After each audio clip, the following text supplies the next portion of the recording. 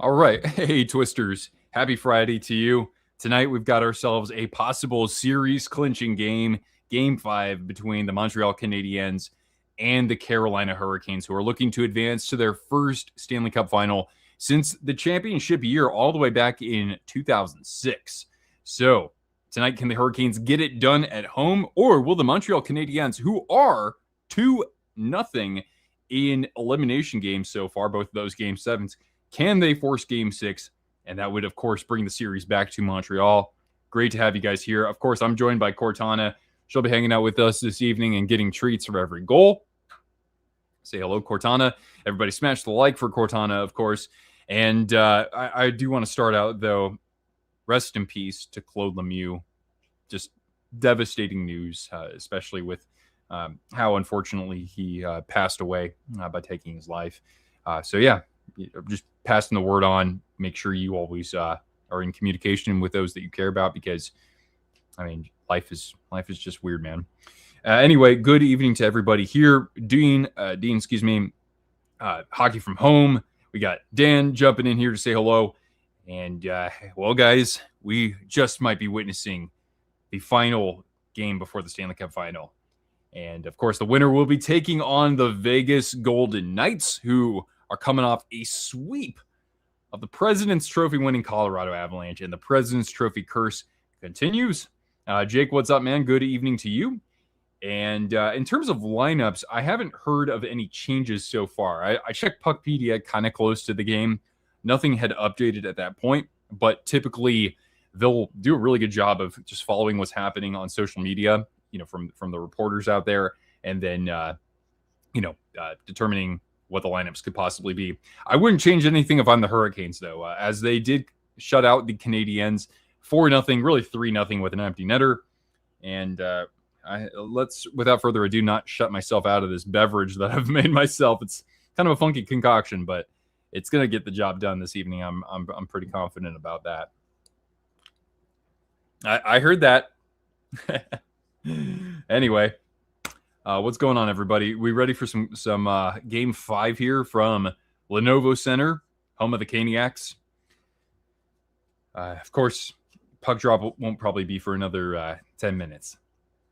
So it would be cool to see Montreal come back, but Carolina is the better team. For Vegas, this Cup Final needs to start sooner than later. A win tonight for Carolina. The Cup Final will start Tuesday. Tuesday. So that's actually not a bad turnaround, all things considered. For some reason, I thought it was, a year ago or 2 years ago, where the Cup Final didn't start until like a week after the conference final had ended. So that would be good for just about everybody. I know that this might not be the highest rated Stanley Cup Final. Granted, if the Canadiens find a way to come back from down 3-1, and one team has done that in the conference final so far, I think, then of course we could be witnessing something that's a little bit more viewed continentally, if you will. But anyway, I'm personally not caring about that narrative so much, because I've been rocking the red a little bit while I wait for my San Jose Sharks to come out of this rebuild.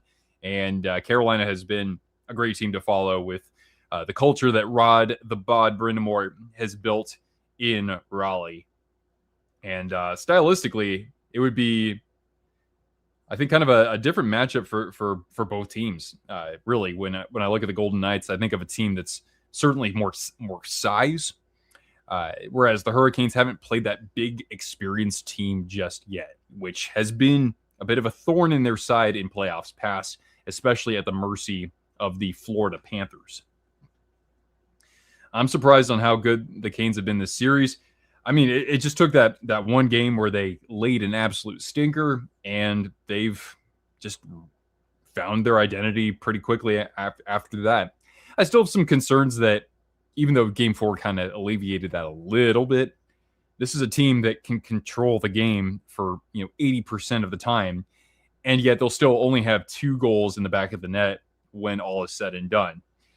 And with the Golden Knights, with the way they're clicking, you might need to be able to finish more or capitalize on your man advantage a little bit more. But the Canes did get a power play goal in the last game. Just don't ask them to go 5-on-3. We've got Bon in the building. Good evening to you. And we got Cadet Dalton hanging out, and Kazuma Tempest. as a Panthers fan, I don't know who I should root for in the final. Don't like any of these teams. Damn you, Colorado. Yeah, I mean, it is unfortunate that that we didn't get a chance for Brent Burns to win a Stanley Cup to finish his career. But who knows? He's 41, but still playing a whole lot of hockey. Maybe he'll find a way to be back on a team. Watch, Brent Burns goes to the Golden Knights next year. Dalton, what's going on, man? I thought the series, which series? This series? Oh, you mean like you thought Montreal would have won that convincingly? I mean, the Canadiens did win all 3 games in the regular season, with 2 of those games being in March, so not all that long ago when you look at the start of the playoffs. But now the Hurricanes have, again, they've found their identity. I think it's something that has been fairly sustainable for them in the sense that, you know, when you're able to wear a team down, that's going to make things very difficult. It kind of comes down to you're going to get very few chances. Can you actually capitalize? And other teams haven't been able to do that just yet against the Hurricanes. But again, I do think the Golden Knights would be a different beast for them. In my opinion, what's worse, Colorado getting swept or the Bruins losing to the Panthers in 2022? I'd say the Bruins losing to the Panthers. Bruins historical season. Panthers are the 8th seed. And yeah, to me, that definitely is worse. Not to not credit the Golden Knights for sweeping the President's Trophy winner, but Vegas has been such a different team since John Tortorella took over. And really with him, it has been about him just backing off and letting and trusting that the team knows what their strengths are, because the Knights are playing to their strengths. And I mean, it's kind of weird when you get in that vacuum as a coach. You think you know what's best for your players. Eventually, that message had that ethos had worn out in the Golden Knights locker room. In comes Tortorella, and he's saying, "Look, this is me playing with my own house money, having a chance to coach once again.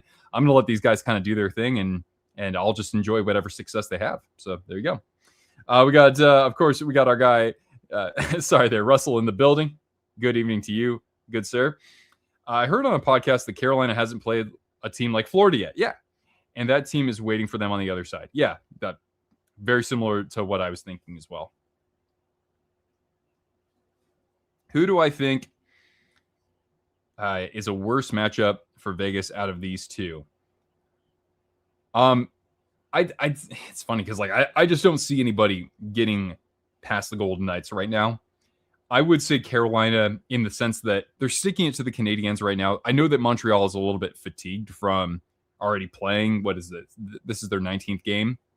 Not to mention, you're starting to see that even though the Canadiens are going to be a powerhouse, maybe some of that youth, right? The youth leadership hasn't quite been there when it's been needed late in their playoff run here. So I would still say it's the Hurricanes and their ability to control games, excuse me. But again, I don't think that it's going to make too much of a difference for the Golden Knights, because I think they'll win, and I think that this series would be over probably in 5 games, honestly. We got Chris joining us once again. Hello, good evening. I'll be popping in and out. I'm stressing big time, of course. Best of luck, of course, with the rest of your playoff run, even though it's not a whole lot going for you going into this game, but it's been a great run for the Canadiens. So really, the fans should have their heads held high, because the future's now for them. And of course, condolences to fans out there who watched Claude Lemieux back in the day. We got PG-13 Hockey Man joining us. This year's playoffs feels like a speed run. Yeah, I mean, we've had what, 2 Game 7s? Is that all we've had? That is quite infrequent, or quite unlikely, I should say. Nick in the building. What's going on, man?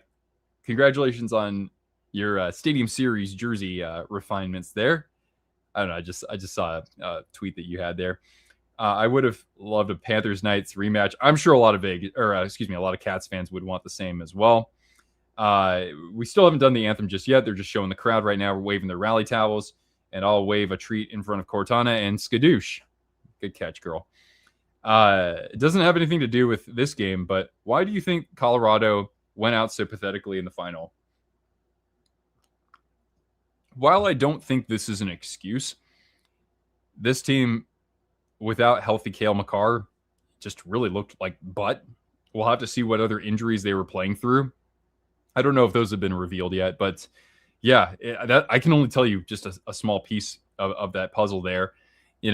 Goaltending wise, things just kind of burned out a little bit for Wedgwood. I don't think he's anywhere near a piece of the problems there, but the Golden Knights are a team that they make you pay for your mistakes, and the Avalanche just made too many of them.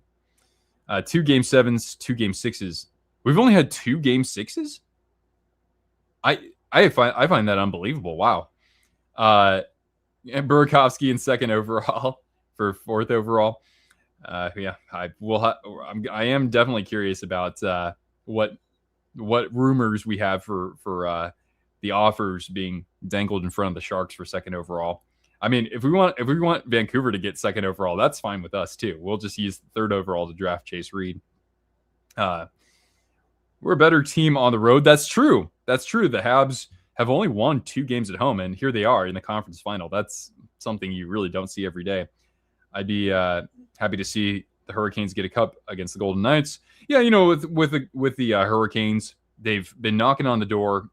Look, they made the conference final 7 years ago in Rod Brindamore's first season, and when you look at the teams that don't have a cup since then, Carolina's probably won the most playoff series, if not, okay, maybe Edmonton, maybe Dallas. They've been so close, and this is something that I'll definitely I'll be sounding the horn for this. I mean, the Hurricanes are a blue collar team. They don't have superstars on their team whatsoever. And this is a team that has drafted and developed a lot of their core, and they're seeing it through. And with somebody who hadn't won the Stanley Cup as a player until late in his career, and then he captained that team 20 years ago. Rod Brindamore, of course, I'm talking about. So I think that they're a great story, and I think they get a lot of unfair criticism in the community out there. Although, yes, they were quite memeable as a early conference final exit. Jarvis and Svechnikov aren't star players. I mean, they're star players, but they're not anywhere near the superstars that are even in the same division as them. What I'm trying to say is that those are not household names anywhere in the country except in the Carolinas, probably. Hey, what's up, Ethan? Good evening to you. Hope they're honoring Claude Lemieux, which I love seeing that. Just horrible news, man. Golden Knights formed in 2016, 3 cup finals. And what is that? This is like their 5th trip to the conference final. That's absurd. Safe to say, for the first 10 years, they are one of the most successful teams in the North American Big Leagues. Absolutely. There's no way around it. Even if they lose in the final, even if they get swept in the final, I think that they have just, for an expansion franchise, they have done something that will never be repeated. No one's even going to come close to it, frankly.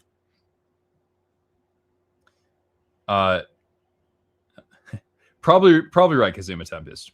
You'll probably get plenty of that. You'll get a lot of excuses. I'm really hoping Stenberg falls to the Blackhawks. I still think it's possible, but if Mike Greer said that Stenberg is our best player available is the route that they're taking, which is that's what I'm hoping for. If they draft Chase Reed, I'm not going to be upset. I mean, at least you guys aren't in the same division as us, but I have a feeling we're going to meet up in the playoffs a little bit. How about Hronek for 2nd overall? So you'll give us Hronek and 3rd overall, and you can take 2nd from us. I'm fine with that. I'm personally fine with that. That wouldn't be the worst news. Best song in NHL 2026. Unfortunately, I'm not somebody who can offer you any input on that. I haven't played an NHL game in a long, long time, but I do collect some old video games. So I picked up a copy of 2K7 not too long ago. It's got Joe Thornton on the front, so yeah, poor Claude Lemieux. Yeah, it was. That's the worst news that the worst type of news you could be receiving. Especially, God, the guy had just carried the torch at the Bell Center a few days ago. You never would think that something like that was going on, Whoa. I want Montreal to get the cup. They deserved it for a while. Well, their best years are right in front of them. So I would definitely have my head held high if I were a Canadiens fan. As much as I hate the Knights, I'll give them the fact that their dominance they've had since the beginning of their franchise is extremely unique. Yeah. It never will be replicated. I don't think so. Yeah. Sharks need defense. I mean, there's nowhere, I can't beat around that. They absolutely do. They don't need a forward prospect. You can't just win 8-6 every night. What am I drinking, says Dalton. This is an interesting combination. I took an adult liquid with strawberry rhubarb soda.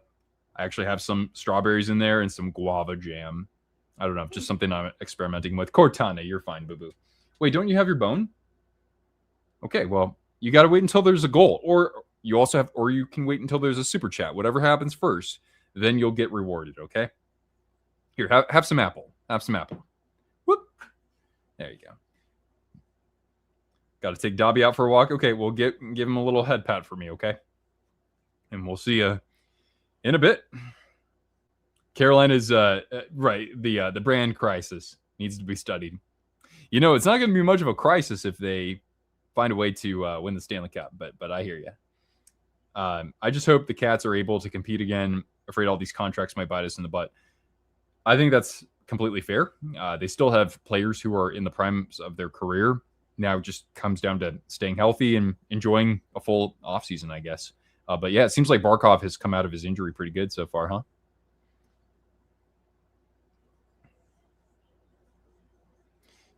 Yeah, Dan, we'll catch you later. I didn't see that until now. But enjoy the game, my friend. We got 2 from Russ. Nothing is perfect. Get Cortana a treat, please. Yeah, let's get Cortana a treat. Lie down. Can you lie down? Yeah, it's a good girl. Here we go. One. Oh. Yeah, it's a little bit of a drop off here. Another treat. Another treat, girl. Oh, wait, we're underway, by the way, from Lenovo Center, home of the Caniacs. A very fun place to watch a hockey game, as I know it to be. I got to go 2 years ago. So game 5, we will see if the Hurricanes can march on to the final. And Dobish with a glove save from the point there. Riley joining us here. Hey, what's going on? Look at that. You could have the Knights and the Hurricanes in the final. You can't get much better than that, right? The next great rivalry of the NHL for 15 years. Yikes. That's asking for quite a bit. But, I mean, when we talk about the greatest franchises, great futures of, when we talk about teams on the up and up, right? I think the Ducks have to be right there, though. But yeah, I think that certainly Chicago makes a very strong case, and the Sharks, they got to figure out the defense, right? And Askarov too. We got to see who the real goaltender of the future is, whether that's Askarov or Aho, and a save off the pad of Dobish. We got Ethan dropping a 2. With $2 here in the super chat. Thank you. We'll throw one over to Cortana. Whoop. There we go. Thanks, Ethan. Actually, you know what? That warrants 2 treats. Good girl. All right. So, oh yeah, just a whistle after that Dobish save. So the Hurricanes coming out already throwing some pucks to the net. I was considering going to the Cubs game, but I had to watch hockey tonight. There you go. See, baseball season, you got what, like another 90 games or so? You're fine. Maybe more than that. Sometimes I forget that MLB is even a thing with how much I've tuned it out. You made a wrestling TV debut. God damn, that's awesome. Congratulations. Let's throw some congratulations over to Riley in the chat. Here, Cortana gets a treat for that, Riley. Actually, here, we'll give her another treat.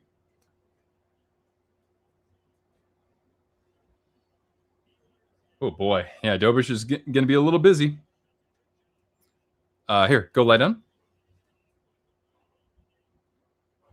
What a good girl. Look at Cortana. Isn't she the best? Yeah, the best. She's so cute. I mean, Dobby Russ's dog, Dobby and Cortana are neck and neck.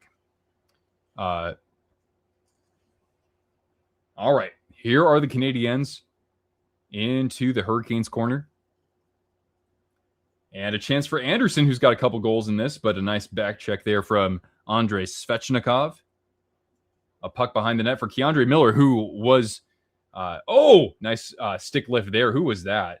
Otherwise, that could have been a possible tap-in opportunity, Svechnikov, but I thought I saw the arm go up for the official, so this could be a delayed call. Yeah, it's a delayed call. That's going to be a hook, I believe, against Svechnikov. But the Canadiens do have their net emptied for the time being. And entering the Carolina zone is Dobson, knocked away, but that's not establishing possession for Carolina.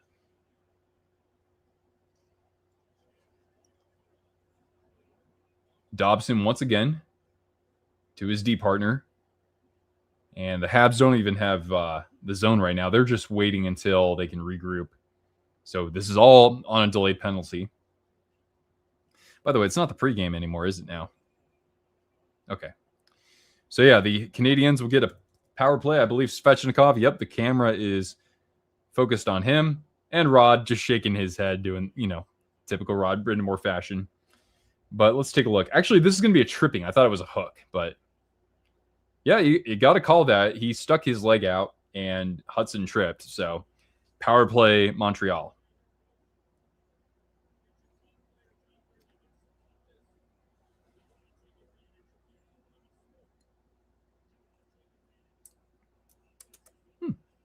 It's actually pretty good. Stuffed shells. Interesting. Murderer Enshrined. All right. Good evening to you. What's your favorite team? Should Hudson have won the Calder? 100 times over. Yeah. So that it went to the right guy. Dustin Wolf, I think, was runner-up, deservedly so. But yeah, definitely Lane Hudson's award to take home. All right, here come the Canadiens. Wait, I have my banner off. There we go. That's better. We get a whistle, probably an offside or a high touch. Looks like a good drink. Well, thank you. Yeah, it's first time making it. It could use some carbonation, really. A little club soda. Other than that, though, it's not bad. A little lime wedge would be pretty good, too. If Bob leaves the Cats, who would be in the top 3 to replace him? I'm curious about Thatcher Demko, frankly. He does have quite an injury history. But I think that the Canucks, I'm surprised I haven't seen more reports or more speculation about him being traded. Here comes Suzuki, partially knocked away by Slavin. So the puck's behind the Carolina net, and it gets funneled back to the point. Hudson. He's got Demidov. And now the Calder winner off the stick of Chatfield, behind the net for Caulfield. A couple of Fields on the ice. Caulfield to the top of the circle. Down low. Slavin doing Slavin things, but Suzuki regains possession. Back to Demidov. Thought about the shot. A cross-ice pass to Suzuki. 45 left on the man advantage. Now chance for Slafkovsky. Kicked out by Anderson. Loose puck. Slavin trying to bump that puck, or bump Demidov to gain possession. Hurricanes get the clear. Hello to the dog. What up, dog? Here, we'll throw it over. Whoop. Yeah, Aiden Hill. There you go. That could be another name. Bennington. Okay. That's a good name, too. Sent around the Canes net. Carolina's power play has been magnificent in these playoffs. I think it's clicking at like 95% or something. Oh, chance in front. I don't know if Newhook got a stick on that. Great heads-up play by the defender, because I don't think that went on goal. Otherwise, that's a hell of a save by Freddie Anderson. And fellas, we are back to even strength. Now a chance for Josh Anderson, being defended by Eric Robinson. The fourth line out there for the Hurricanes. Down low. Deneau. A shot, and don't think that deflected off of anybody. Anderson might have gotten a piece. Will Carrier now, who would be facing his former team, the Golden Knights, where he won the Cup in 23. Able to help with getting that clear. And now a chance for Robinson at the other end and swallowed up by Jakub Dobiš with the first 5 minutes and 14 seconds elapsed. I didn't expect the Golden Knights to make it to the Cup final this year. Yeah, I mean, shoot, they were limping into the playoffs, or they didn't even have a playoff spot secured. And then they made the coaching change, and now they actually look like, well, I don't want to say a carbon copy of the 2023 team, but they're riding as much momentum as they had back then. Pickle sandwiches. That is a thing I have seen. I have seen a pickle sandwich. Pickle pizza, though. Hey, now.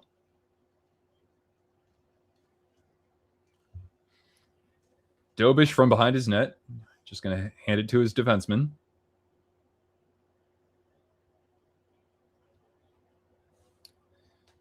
So now it's Caden Gooley. Out of the zone it goes. Chatfield is not going to be able to draw an icing here. He was beat out by Evans. Good stick there, though, by Jalen Chatfield, who led all defensemen in ice time for the Hurricanes this year. At least that's what I heard. Now here comes Logan Stankoven, the little ball of hate that he is. Looking for the one-timer for Walker, but that was blocked immediately. The Canadiens able to chip it down to the Carolina end. 4-1, the shots favor the Hurricanes so far. And Keandre Miller, who was praised quite a bit by Wayne Gretzky after the last game. He's out there right now for Carolina. Stahl, good play by Struble, but a loose puck to Ehlers, a shot Martinook, and he hasn't really gotten going so much. He's not a huge goal scorer, but when the playoffs come around, Jordan Martinook is one of the more underrated clutch players you'll find out there. Suzuki getting around the defense, sliding it through the crease, but Ehlers is there and will chip it out. That's going to go all the way for icing, though. What's the FPHL? I'm not sure I know what that is. Anyway, we'll first commercial break. I can't tell.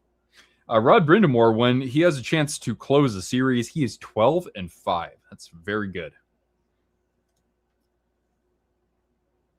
But yeah, we'll go to the first commercial break. Oh, actually, no, we won't. There's 13-11 left. I figured we'd be cutting to commercials, but no. Oh, because it was... No, not because of the icing. Oh, yeah, because of the icing. Excuse me.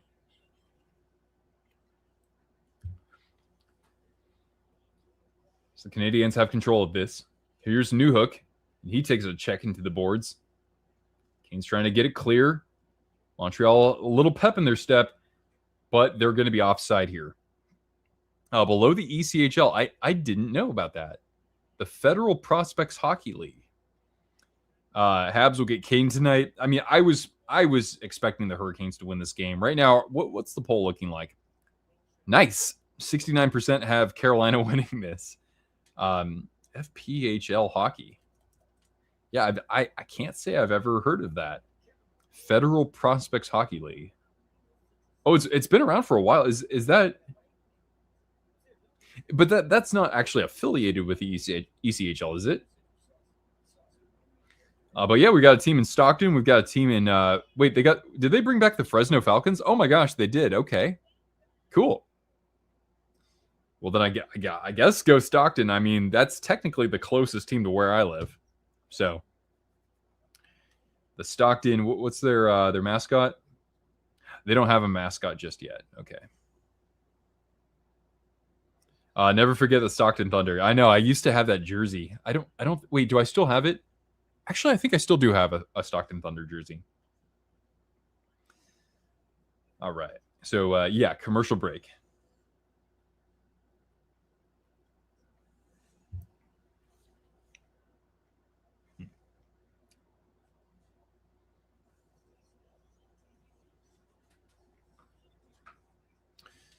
I don't know why my Oh, the banner is set to disappear after 10 seconds. There we go. I just turned it off. Okay. There we go. That's how it's done. All right. How we doing, girl? Oh, hey, what's up, Mason? How you doing, man? Hope you're not too busy with video shoots.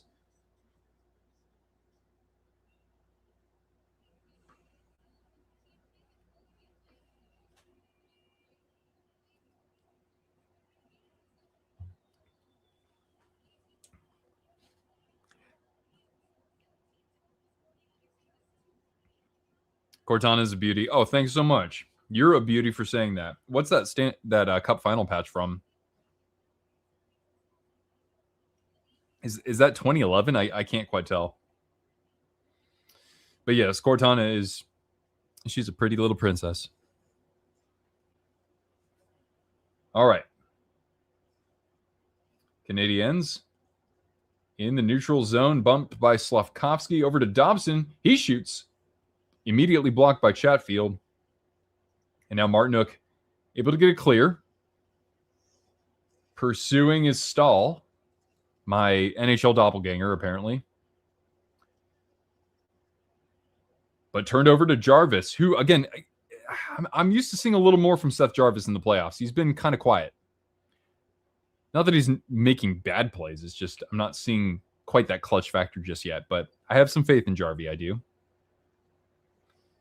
Stahl. Oh, he was trying to center that. It was knocked away. Glove down by Slavkovsky. And here comes Alex Texier. Chipped all the way into the Canes corner. And now he breaks his stick. I don't think it was Miller doing that, but Miller was right there. Tommy Boy, what's up? 2011 for the Canucks. I got it. To me, that's still right up there as one of the best teams I've seen, if not the best that I saw not actually win the Stanley Cup despite getting to the final. Stockton is hockey town. Yeah, we could use some more hockey in the Central Valley, in my opinion. We still got the Bakersfield Condors, albeit they're a lot further away from Stockton. I'm surprised that Sacramento doesn't really have anything in the way of hockey, really. I know that I've been to the Ice Center in Roseville, but that's about it. I know like UC Davis, they play hockey over there. All right. Canadiens getting the clear.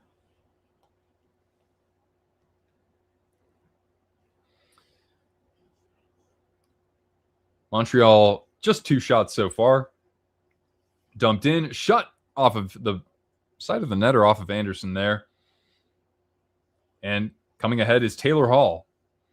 It'd be really hard to award a MVP of the playoffs for the Hurricanes right now, but Taylor Hall would be in that conversation. A shot one-timer, and Dobish's mask might have actually deflected that one.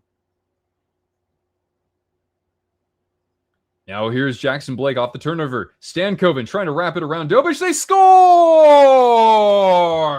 It's Taylor Hall once again, and the Hurricanes have the 1-0 lead in the elimination game. Where's my goal horn? Where's my goal horn? I got sounds for days. Come on, let's go. There we go.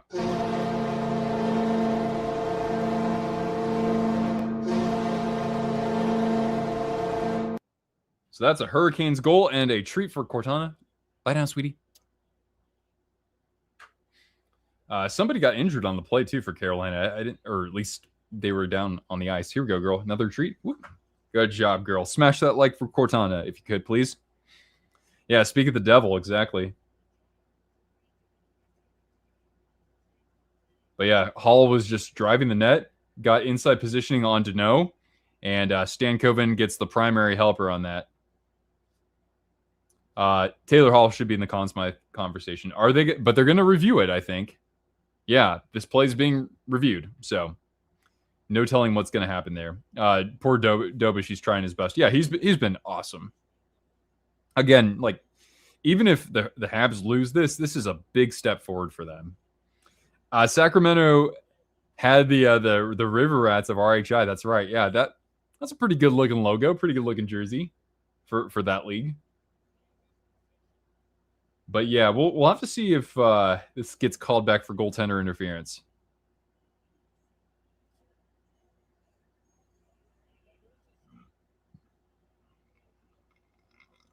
Oh, excuse me.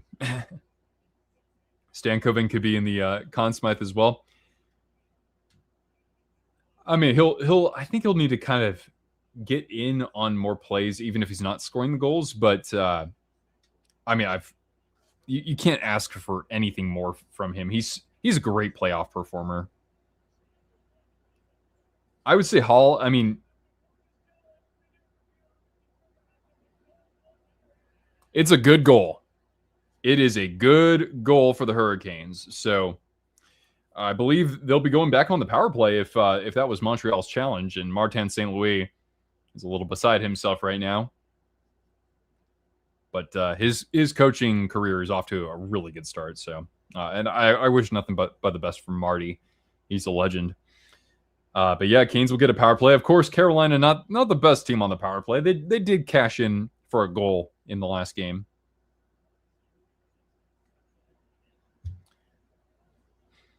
Son. So 10:43 left in this period. Again, let's take a look at this. At full speed, it is kind of hard to tell if Stankoven had pushed into Dobish before that puck really had a chance of going in. But Bond, you got to go? Okay. I'll catch you later. Have a good night, and maybe we'll see you for the final. These Habs players want to go home. I mean, it looked like that in the last game for sure. So Canes power play. I forgot to update my banner. Svechnikov floats it back to the point.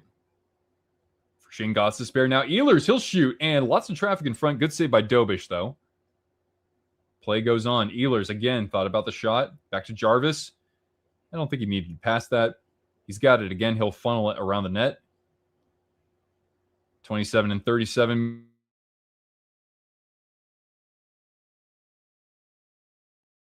Aho able to collect it at the top of the zone. Ehlers. And stripped away by Matheson briefly. Svechnikov ends up with it again. And working against Newhook he is. Canadiens get the clear. And we're down to a minute in this power play.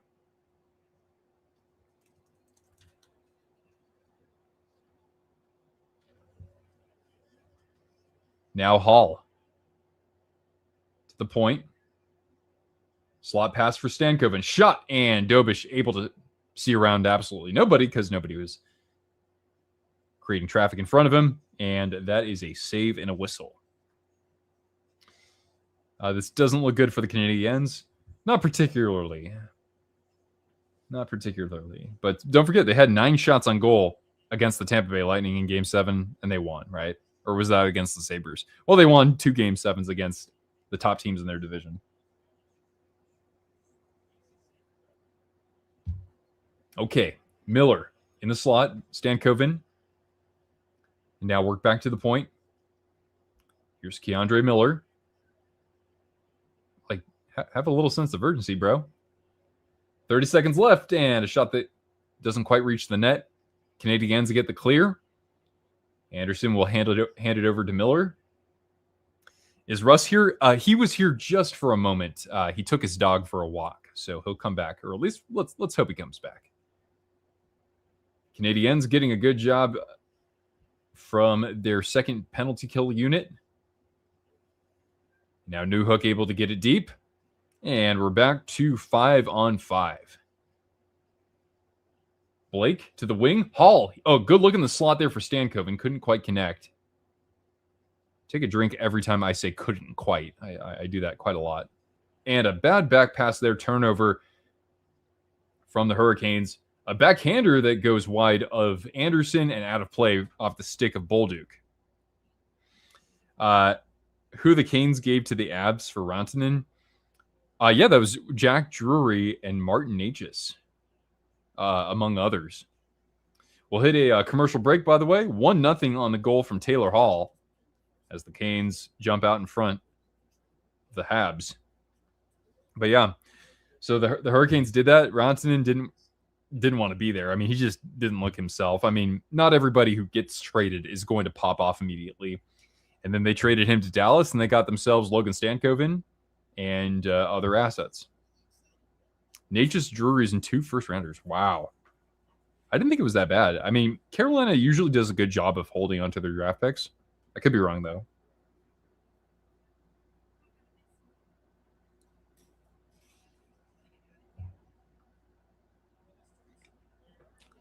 Yeah.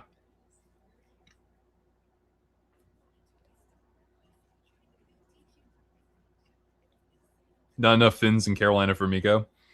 I know when you have Aho. Who else was on the team? Teravainen. Was Teravainen still on the team? I can't even remember. I don't know if that should have been a good goal. Yeah, I'd like to take a look at the replay again because I was answering great questions and comments here. Do I think the players that the Avs gave was worth it for Stankoven? You got to make that make sense because Stankoven was from the Stars. But yeah, I think Tommy Boy's right. Like Carolina at the trade deadline was able to, I don't want to say right the wrong, but they were able to recoup the losses that they gave up for Mikko.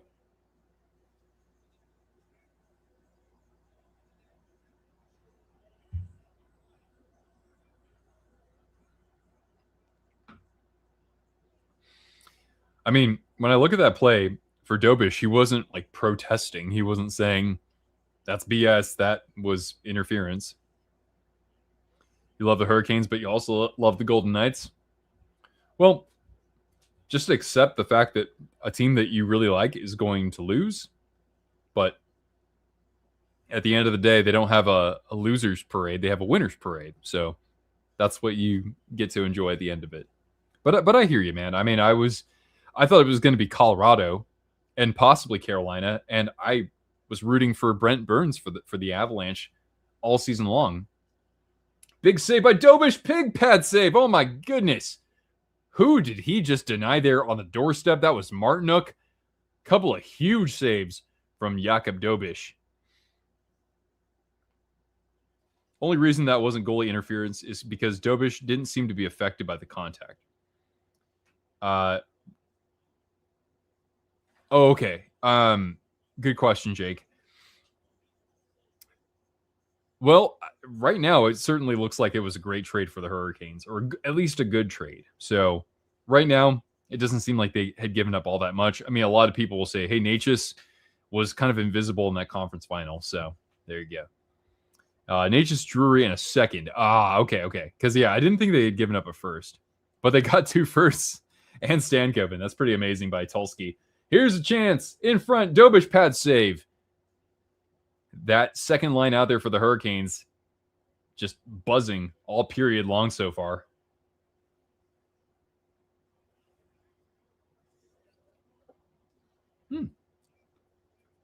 That's pretty good.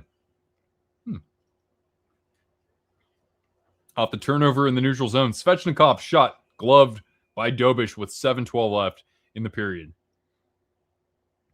Yeah, Eric Tulsky's done a really good job so far. I mean, he did that.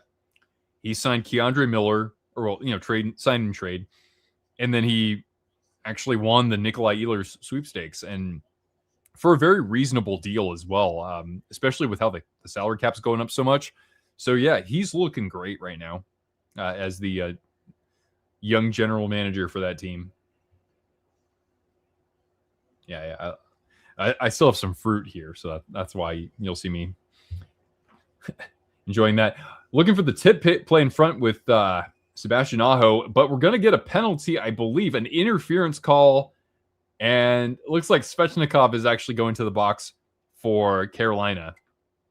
So that will be a Canadiens power play, and that would be really nice for them after conceding the first goal of the game, and then they had to kill the penalty. So I don't want to say a good break because Svechnikov just recklessly went into the net right there. Dobish actually kind of knocked into him, but then again, it's the goaltender's crease. So power play Montreal.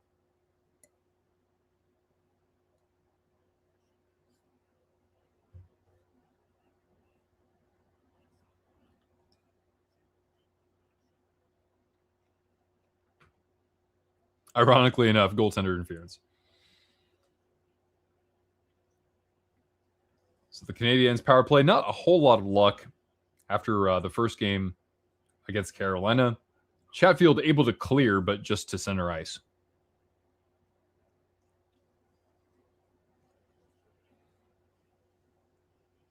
Yeah, I did see Dobish initiate some of that contact with him too.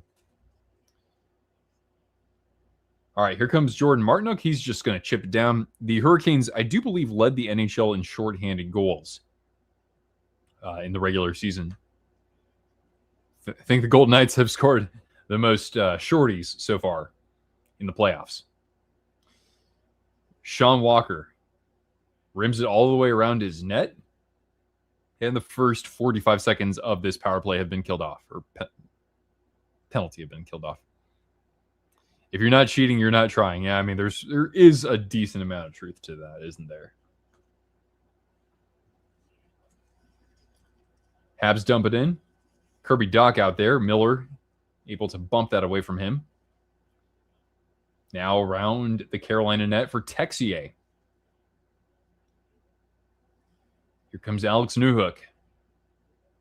Another former Avalanche player. Finds the point. A shot just wide of Doc's stick for the tip. And the Canes get the clear, and we're down to about 30 seconds left. 4 shorthanded goals, 3 by Brett frickin' Howden. No, Riley, I'm going all. I'm all in on the Canes. I mean, I've been a fan of theirs since Rod Brind'Amour was hired, so it's like I've been following them pretty closely for, I'd say, much of the last 8 years. Here's Chatfield bumping it for Eric Robinson, able to get it away. Now here he comes with Mark Jankowski, 2-on-2. Shot Dobish able to swallow that bid from Eric Robinson with under 5 left in the first period. Pardon me. Canes are so fast to close the gaps on the PK. Yeah, I have nothing else to add on to that. I think that's exactly what's happening.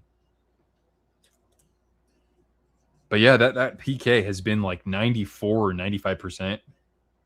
Very impressive. I mean, granted, the Flyers didn't give them a whole lot to work with, but nah, that's all guava jam. I don't think I need that. That's pretty good though. Trevor, what's going on, man? Good evening to you. Hope you're enjoying the playoffs. Too bad Brent Burns won't be getting a Stanley Cup this year, but such is life. Commercial break, by the way, everybody. Commercial break. Good time to leave a like. But don't do it for me. Do it for my doggo.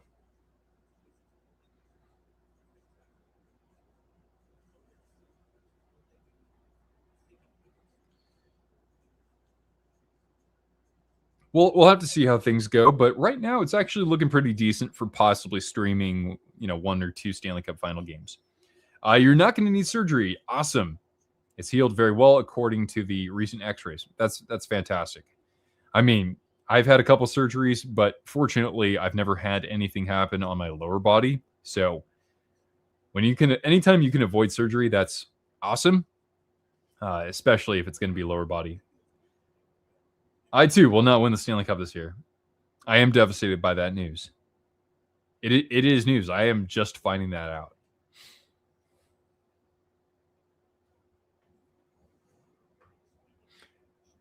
And then I just got an ad for the Discovery Network's Shark Week, which begins July 26th, apparently.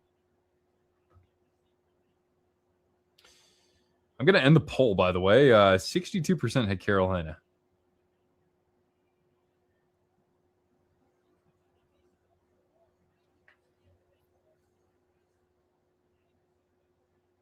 I'm just hoping it's Carolina.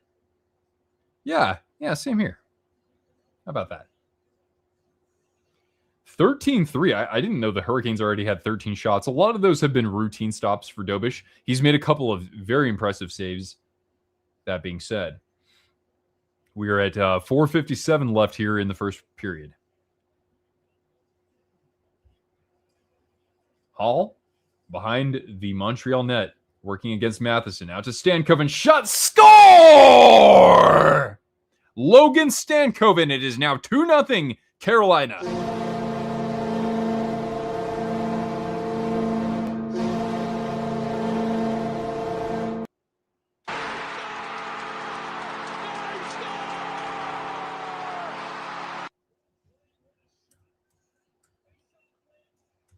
Two nothing Hurricanes, a snipe from Logan Stankoven, and that second line has both goals tonight for the Canadiens. Or excuse me, for the Hurricanes. My God. Would I be kind of happy if Hertl wins the Cup? It would be bittersweet, right? You know, to see him do it with a team I don't actively cheer for, but I'd be happy for him. I think that some of that, well, there's still a little soft spot there for Tommy Hertl, and definitely for Coach Tortorella. I would be very happy for him.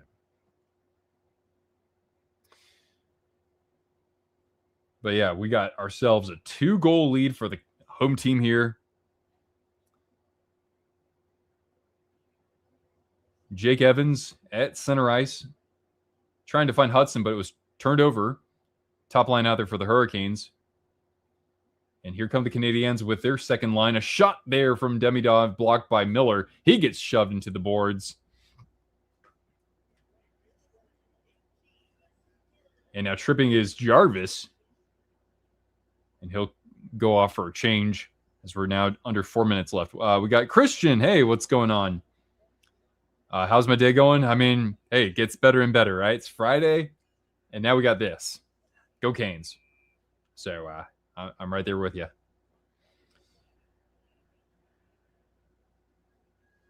We'll get a whistle with 3:49 left in the opening period.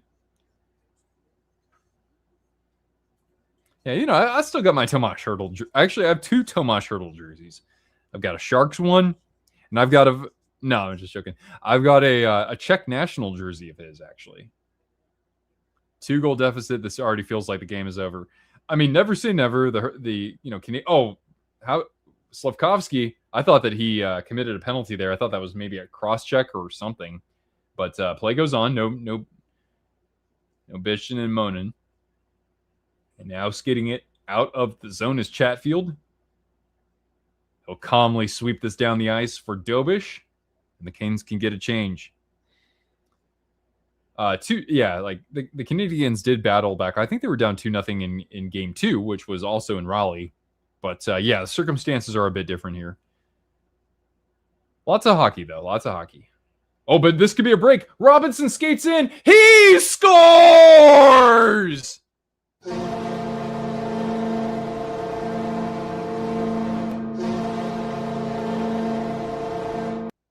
And now the rout is on in Raleigh. Eric Robinson on the breakaway makes it 3-0 Hurricanes. My God. Unbelievable. I can't imagine what it would be like in that building right now. But yeah, just an amazing chip pass. Who was that from the defense? That was just a home run. Erik Karlsson 2017 airmail pass. And Robinson read it the whole way. He buries it past Dobish. Not the first goal of the series for E-Rob either. I think he scored, I want to say, in game 3 or something.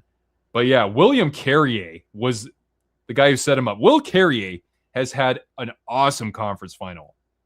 I mean, the whole Hurricanes' fourth line in the playoffs has been very good, but especially in this series. Got to definitely show some fourth line love here.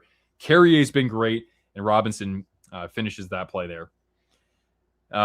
What an embarrassing performance for the NHL's version of the Cowboys. Hey, they're not the Maple Leafs. Third goal for Robinson this series. Wow, it's his third already.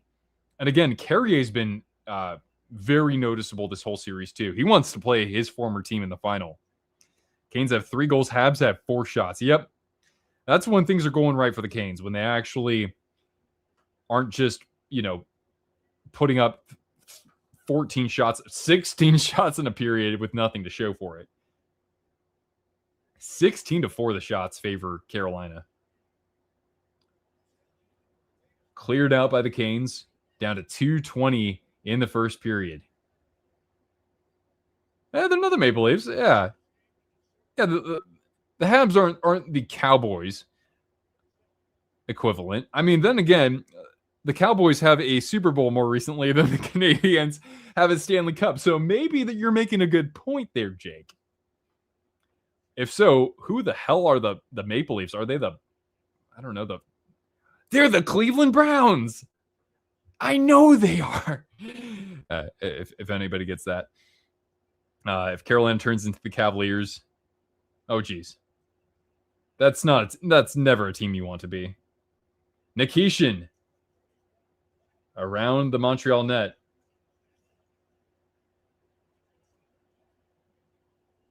To the point.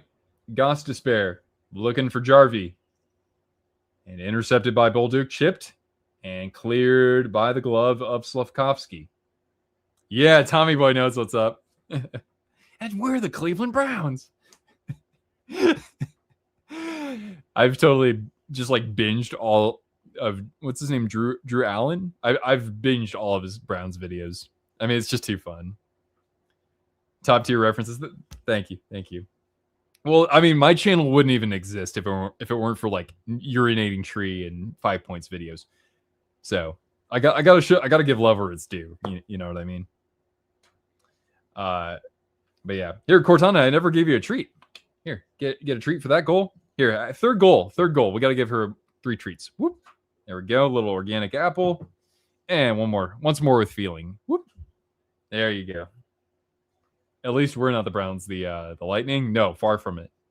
5 points mentioned. Oh, dude, I love 5 points. Not to mention, even though, yeah, it's like I've never spoken to him before, and yeah, but he follows me on social media, and like I don't have a big social presence, so I always appreciate that. So 5 points if you're out there. I think his name's, I want to say it's Adam, but I could be wrong.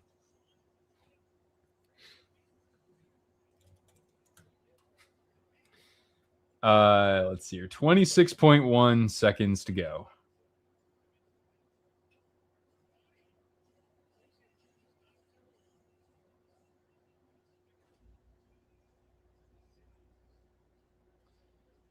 And actually, the Hurricanes have had a shot taken away from them, so they only have 15 shots on goal in this period. They'll finish this period with the third line out there as Martinook plays a little soccer and kicks that into the Montreal corner. Chipped. All the way down for Sean Walker. 5 seconds left.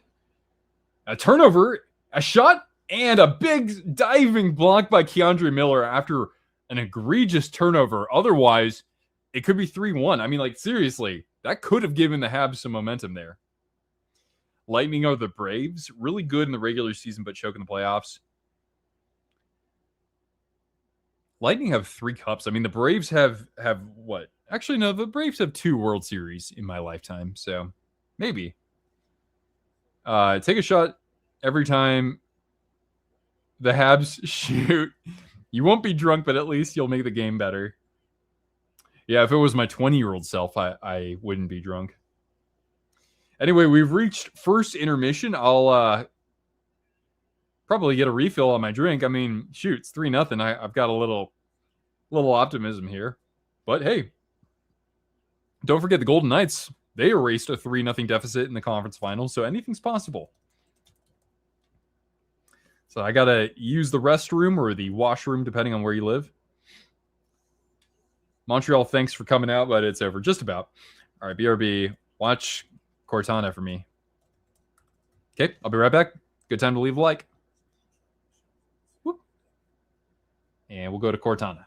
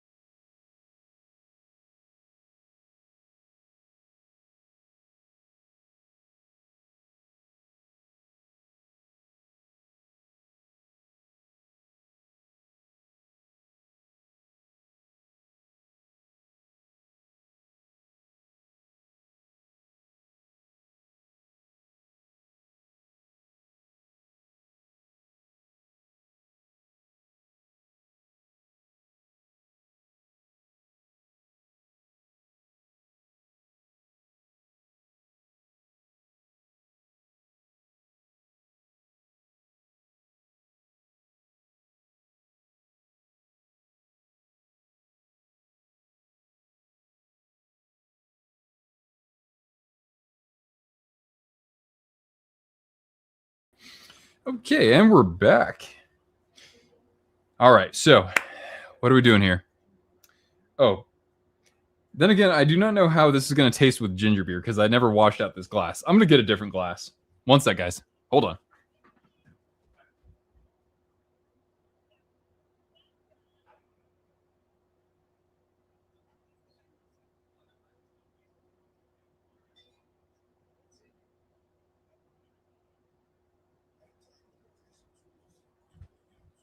There we go. Much better.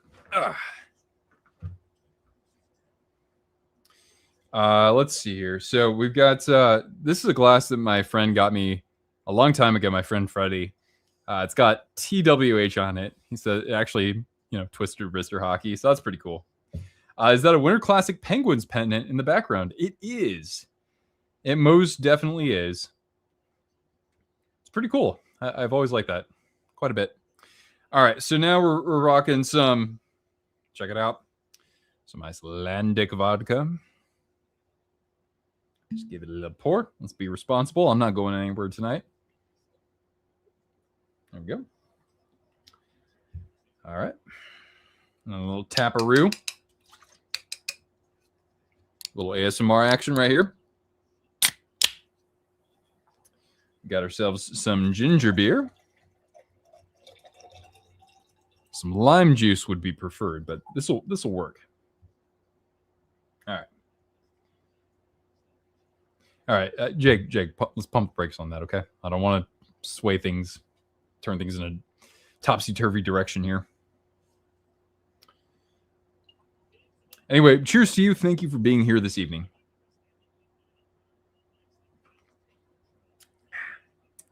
Yeah, that's going to work. Okay. So, looking at the let's look at those first period statistics. How about that? Everybody loves a little number crunching. So 3-0. 15 shots on goal for the Canadiens. Or excuse me, 15 shots for the Canadiens, like all of last game. 15 shots for the Hurricanes. There we go. How did I deal with the 04-05 lockout? That's really before I really got into the NHL. So at that time, I was a football fan, big time. I was still a basketball fan, like NBA. I was a college basketball fan. I still am to a little degree. But that was big for me because actually in 05, North Carolina, which I never went to North Carolina. I got rejected. But I've always rooted for them. I've never been like a huge fan, but back then I was a pretty big fan, and they won the title then, so that was cool. And I was still a baseball fan for sure too. Right now, I don't have too many reasons to be a baseball fan. So, in other words, what I'm trying to say is that I was doing just fine, although it just felt like something was kind of missing. My friends were really going through the withdrawals, and so when the NHL came back, I was like, all right, I'll join in from opening day.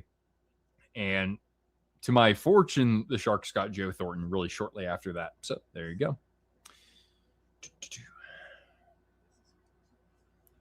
So we've got ourselves 15-4 the shots on goal. Face-offs. 59% for Montreal. They've been very good in the face-off circle. That's another reason why I'm not feeling so good about the Canes having to face the Golden Knights. Vegas is a much better team in the face-off circle. Power plays 0-2 for Montreal, 0-1 for Carolina. That's a great question, Jake. Hits 11 for Carolina, 5 for Montreal. Block shots, Carolina also up in that category, 4-2. The Hurricanes have 10 giveaways, including what could have been a very costly giveaway at the end of the period. They have 5 takeaways to the 0 for the Montreal Canadiens. Okay, so Jake had asked me, have I played the Batman Arkham games? Not entirely. I played a demo of Arkham Asylum. That's all I played. But after that, I did play Arkham City. So I have played that all the way through. That's a terrific game. I've always really liked that game. I can't remember, though, what studio worked on that. I know that Warner Brothers, of course, publishes it, but off the top of my head, I can't remember. Yeah, I can't remember. But yeah, Arkham City is a great game. Never played Arkham Knight, or what was the other one that came? Arkham Origins. But I'd be open to playing one of those. Would I ever play the Bayonetta games? Sure. I mean, I do have a Switch. I have a Switch, just regular Nintendo Switch. Just I've never played it, but I'm back to kind of collecting old games and going through some games that I missed over the last several years. The game that I'm playing right now is such a banger, such a freaking banger. I'll take it any day over Grand Theft Auto, and that is Sleeping Dogs. The remaster for a game that came out 14 years ago is terrific. Really underrated gem of a game. Great voice acting. It takes place in Hong Kong, by the way. So yeah, I recommend that one. Recently also played Diablo 4. Tried playing Elden Ring and got just absolutely slaughtered, but I'm not gonna just quit. So I'm gonna figure out how to play that game. It is just beyond ridiculous, and hopefully after that maybe play some Bloodborne. I don't know. Rocksteady. Okay, thank you, Jared. I appreciate that. Console or PC? I've always been a console guy. I mean, I actually worked for a PC parts producer back in the day, so they made computer cases and power supplies. And I have built my own before. It's just keeping up to date with that. And if things just aren't compatible, I just don't want to deal with those hassles. So I haven't gamed on a PC in forever. But I do like,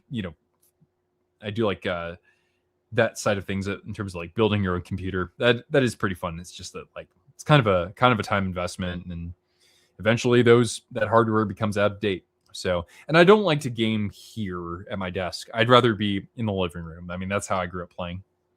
But yeah, still a very good question. And right now I just have a MacBook, so I don't even have a desktop. Excuse me. Yeah, I've done a lot of game collecting recently as well. You can't see it right now. Here, let me show you something actually.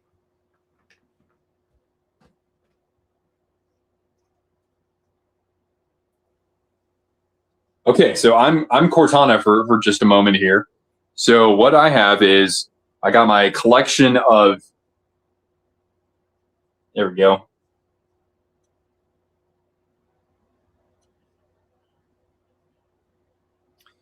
So all those are original Xbox and GameCube games. So I've got, for GameCube, I've got Mario Kart Double Dash, I've got Super Smash Bros. Melee, Metroid Prime 2, Mario Power Tennis, Animal Crossing, and then original Xbox, I've got a lot of those classics as well. To me, the original Xbox is the most underrated console of all time. It is so amazing.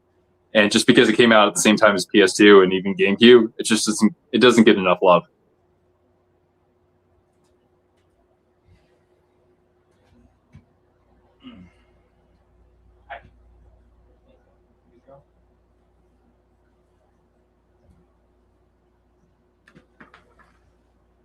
Did I get Lego Star Wars? No, I didn't. 360. So all that was original Xbox. I do have plenty of 360 games as well. Dig the bananas flag. Thank you. Yeah, I got that at the game that I went to last year. But no, Lego Star Wars. I don't know if I've ever had a copy of that. I always hear those games are very good though. So maybe a little co-op with Mrs. Twister one day. But yeah, I do love the old stuff for sure. Albeit old to us now is like 20 or 25 years old, right? I mean, I have some like Nintendo 64 games. I have like 4 original Nintendo games, NES, but and some Genesis games, but I haven't done enough of the cartridge collecting so much. Cortana's happy. Yes, she definitely is. Yeah, because she's getting rewarded. She's enjoying all the goals. Yep. Uh, my mom is age Nintendo 64.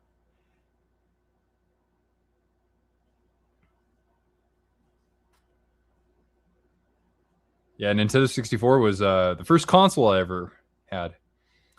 I have a lot of PS1 games and a PS1 system that I restored yourself. Oh, that's super cool. PS2 games, but no PS2, Xbox 360 games, and the 360 itself, it's still operable. Oh, good. No RROD, right? I'm just playing games that are backwards compatible right now. But yeah, I'll have to dig out my collection for you guys. I've been going to old game stores. See, I'm not just like ordering all these online. At some point, I'll get some online. Like even GameStop has some pretty good deals. But at some point, excuse me. Recently, I've been going to the old game shops that we have in this area right here, and it's not like a super populated area, but it's cool to see that scene is still a little bit alive out here. And so I got Grind Session for PS1. One of my favorites that I've ever rented but never owned myself. A great competitor to the Tony Hawk franchise back in the day. So yeah, I got that, and I got Wild 9, which probably nobody's heard about, but I've always been a fan of the developer for that, which is Shiny Entertainment. They made MDK is the game that I remember growing up, but they also made Earthworm Jim. And Enter the Matrix too, which was definitely buggy, but it was a fun game.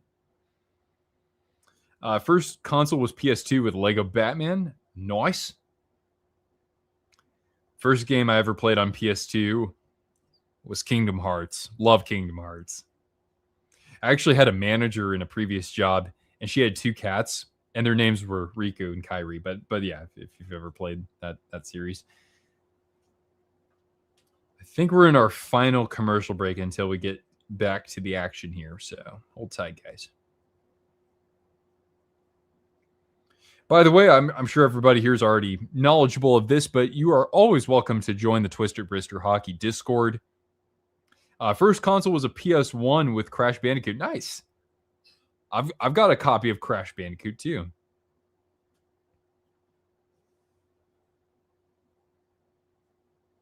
But yeah, we have a Discord server, so you can hang out with us. We have a channel dedicated even to movies, TV, and games.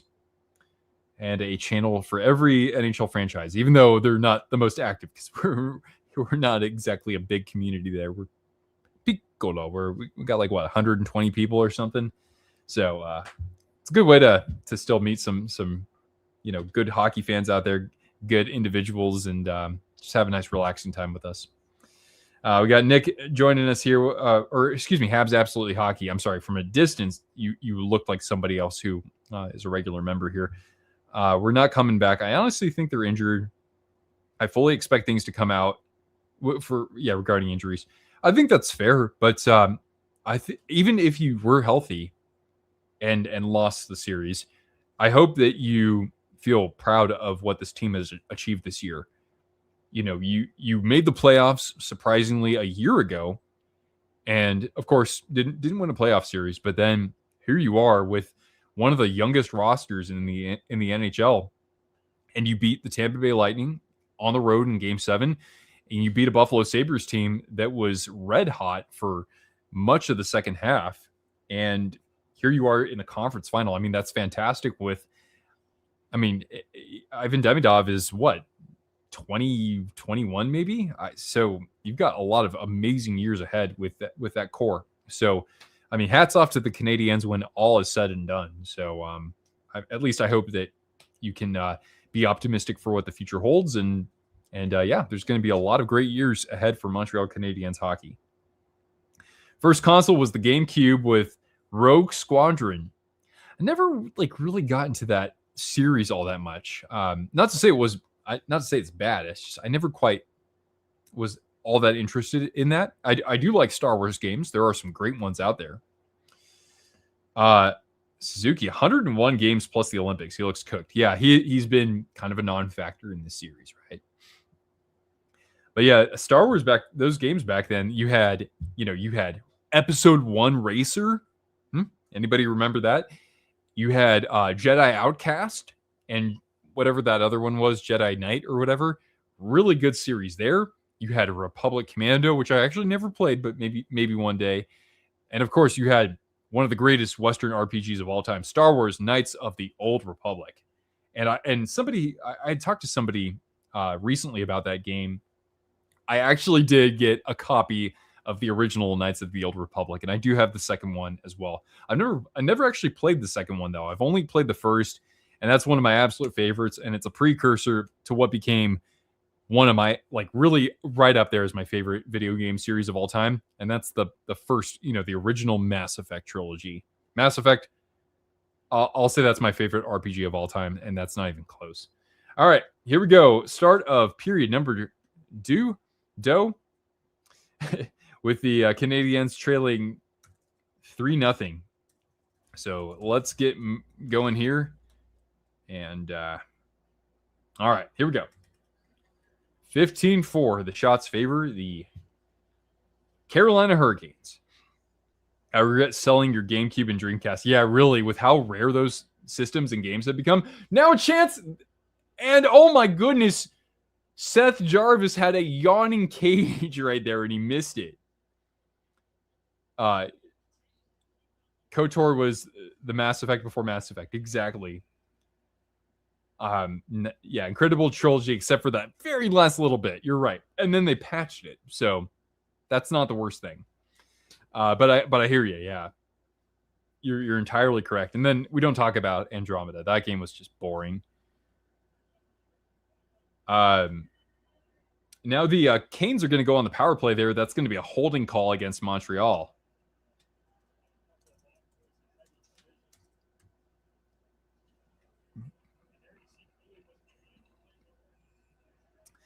But yeah, Murderer Enshrined, excuse me. Yeah, you're right. I almost said Gamecast. Man, I'm from the hood. I got Gamecast. Anybody remember that? Yeah, the Dreamcast and the GameCube are a lot more difficult to find these days. I saw GameCube in a shop, $150. Unreal. Like, I got mine for like $50 when I started collecting like 15 years ago. Here come the Canes. Nice stick lift by Josh Anderson against Stankoven. You're in SoCal, and I think is about 20 seconds behind. Yeah, I'm a little bit behind. I'm just watching on Amazon Prime. You got to get a Dreamcast. Hopefully so. That's a system I've never really enjoyed myself personally. Like, I never had one as a kid.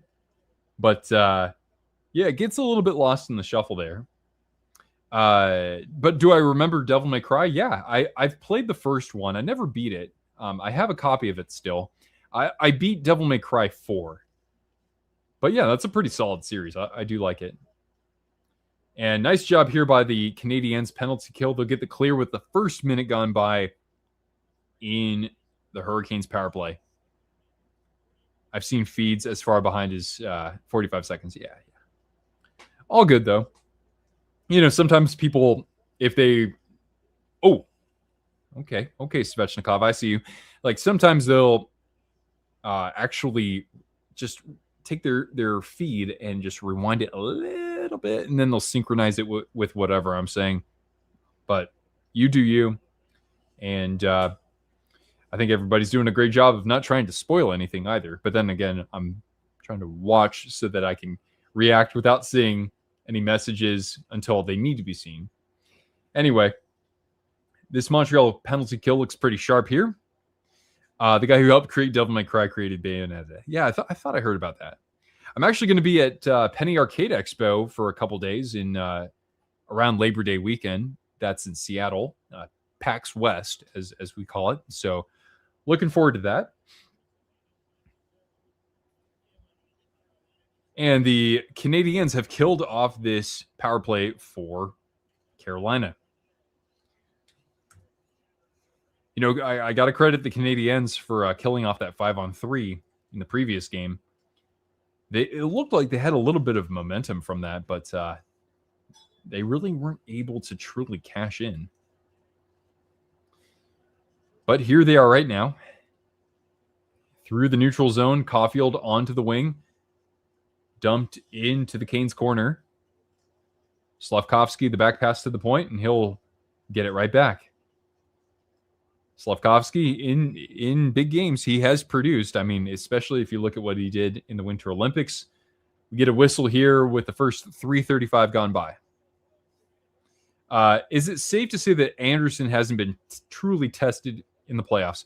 I'd say that in the first round, Ottawa did have some really high-quality chances against him, and to a much lesser extent, Philadelphia. But yeah, this is the least tested he's been in a playoff round, maybe ever.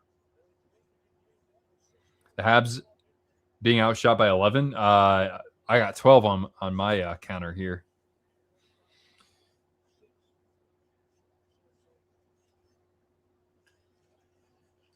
Hurricanes able to win this faceoff, but we're going to get a whistle here as Veleno for the Montreal Canadiens goes down.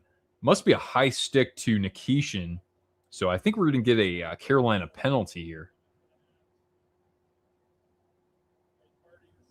Let's take a look. Yeah, Nikishin's going to the box.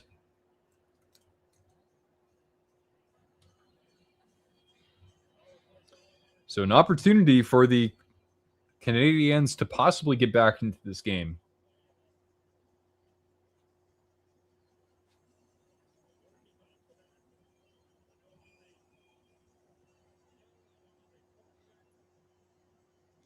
And our Discord is looking very Caniac right now.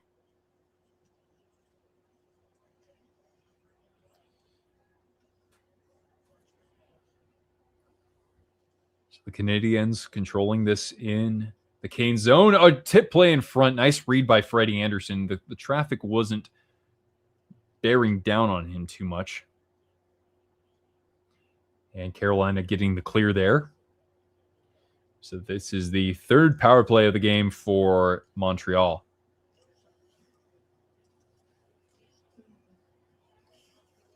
Behind the net, 20 versus 20. Out to the point now, Lane Hudson. Floating it over to Demidov. Oh, tip play in front, and God, Caulfield was wide open, but he just couldn't quite corral that pass. Play goes on. Tip play in front, Caulfield, and that one hops off his stick, and that would have been an absolute tap in. Great setup there, but man, the hockey gods are just being bullies to the Canadiens right now. Here comes Hudson, knocked away, and now Miller banking it off the boards all the way down.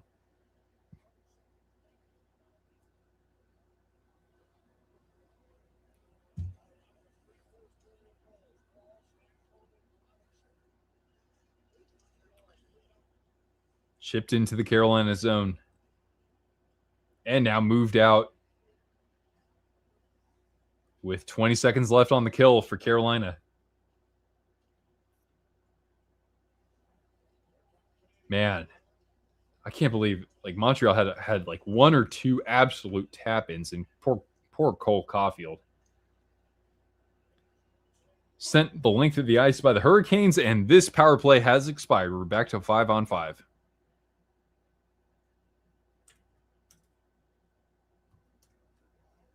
With the first 6 minutes gone by now here in this middle period, I should say. Plus the defense in front of him has helped as well. Freddie Anderson. Yeah, I don't think that Freddie's had to be a great goalie after that first round. But you know, he's done what he's done his part, right? Except for one bad game and like two bad goals outside of that. He has done his part. Like, look at Grant Fuhr's numbers, right? Grant Fuhr by no means was an elite goaltender as the numbers would dictate, but he won games for that dynasty team. So I if I were to, critique the Hurricanes, I wouldn't have Freddie Anderson at the front of that, albeit I was somebody who said that Freddie Anderson was never going to win a cup as the starting goaltender for the Hurricanes, or he wouldn't lead them there. Mike, what's going on? You're renewing your membership. Thanks, buddy. Let's give one to Cortana for that. Whoop. Here, how about another treat for Cortana? I appreciate that, man. Chance. Oh, and I don't know if that got on net. I don't think so. I don't think Anderson was able to tip that. There we go. Thanks, Mike. Oh, off the rebound, the Canes score. It's 4-0. And this time, it's another guy yet again on the second line. It's Jackson Blake, 4-0.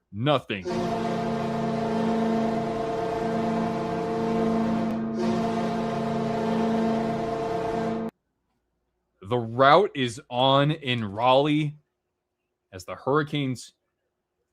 It's Stankoven. I'm just looking at this because I didn't see it in real time, but it's Stankoven to Hall, who shoots. Dobish by himself makes the save, and then burying it past him is Jackson Blake. Absolute masterclass by this second line. Didn't know it ended.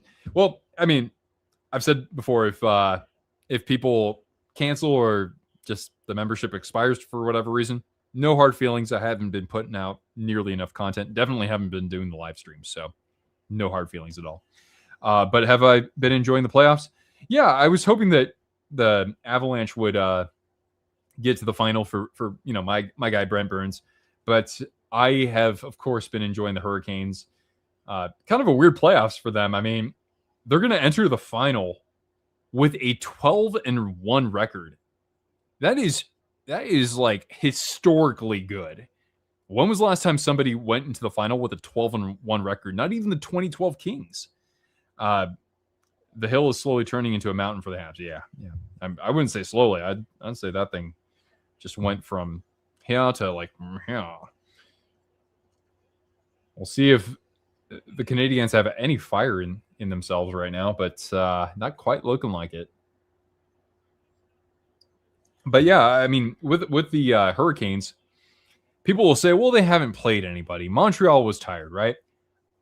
Can you ask anything better of a team to go 12-1 in the playoffs? The only time they lost, it was from having 11 days off and getting their ass spanked. I won't, I won't sugarcoat that at all or excuse that. But I mean, we can kind of put 1 and 1 together, can't we? As we hit a commercial break here. But yeah, this Hurricanes team, they've won 5 straight games in overtime. I mean, they've only given up 3 goals or more in that first game against the Canadiens. That's it. It's been 2 or fewer every time. It's incredible. Rest in peace to Claude Lemieux. Absolutely, as a heartbreaking loss, especially with how he, how he took his own life. That's very sad. But anyway, well, of course, we want to fly the. I don't deliberately want to cover it up with the microphone, but we want to fly the Bleu, Blanc, and Rouge for Claude Lemieux, for Brent Taylor, Neil's father, the GOAT, as he was known on Post to Post, and for a great season for the Montreal Canadiens, really. Carolina has 3 sweeps if it weren't for that Game 1 anomaly, really. Yeah, I mean, is there any other team out there that would have been able to do what they've done? I don't know. It's been an amazing run for them in that from that standpoint. So, and for I think that going into it, you got to give the Canes a lot of credit there, and you have to give the Knights a whole lot of credit too, in the sense that they just did not look like themselves for a lot of this season. And I know that injuries have something to do with that, but they had the balls to make a coaching change with just 8 games left. And it's not like they're taking some slappy out from behind the bench. Bruce Cassidy won the Stanley Cup with that team,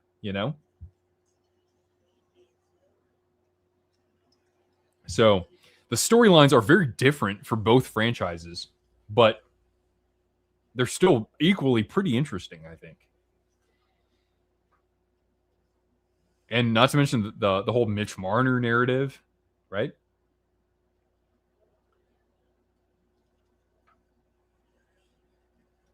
Anyway, we're down to now 11:20 here in the middle frame. The Canadiens have 7 shots on goal, so they are projected to have about 15 for this game. So, hey, now, that's 6 more than they had against the Sabres in the previous game, or in the previous elimination game.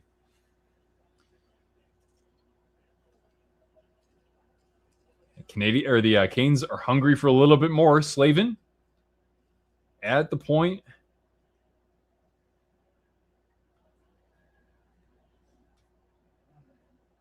Cortana, you're okay, girl. Oh, I thought I heard her groan. My bad.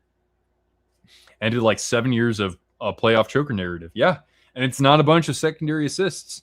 He's scoring goals for them, and just from his demeanor, this is a Mitch Marner we've really never seen before. At least as somebody who didn't watch the Leafs, it really does feel like he's just, I don't want to say become a whole new person, but he certainly presents himself that way. So it is remarkable seeing that turnaround. Ole's taunting Montreal. Yeah, I guess I could, it's all in good fun, right, guys? Murder in Shrine says, Canes sat and got cold for a while after winning 4 straight against the Flyers, and the Habs and Sabres went 7, and the Habs were warm and limbered up and lubricated. No, I'm just joking. And surprised the Canes. Yeah, I mean, they did exactly what nobody else could do. They put up a whooping on them. But yeah, Carolina has been playing Rod Brind'Amour hockey ever since then. The Canes have their game going, and it's showing. Yeah, exactly that. Mitch has 1 more series to go. Well, I mean, when you guys win, I mean, Marner, Eichel, does it really matter who lifts the Smythe?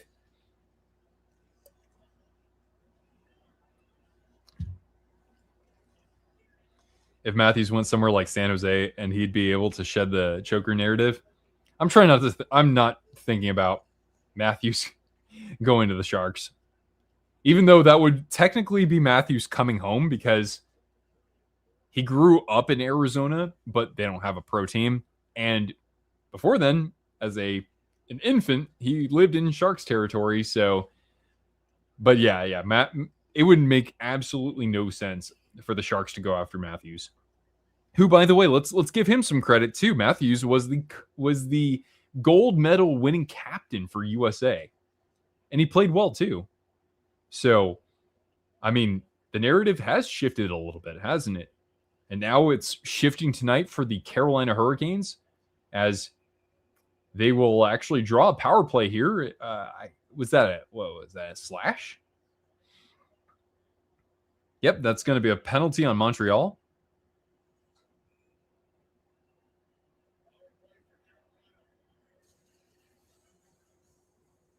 All right, so we're going to hit a commercial break here, but when we come back, it's Montreal to the power play. And why is my vodka ginger beer running low? I do not know.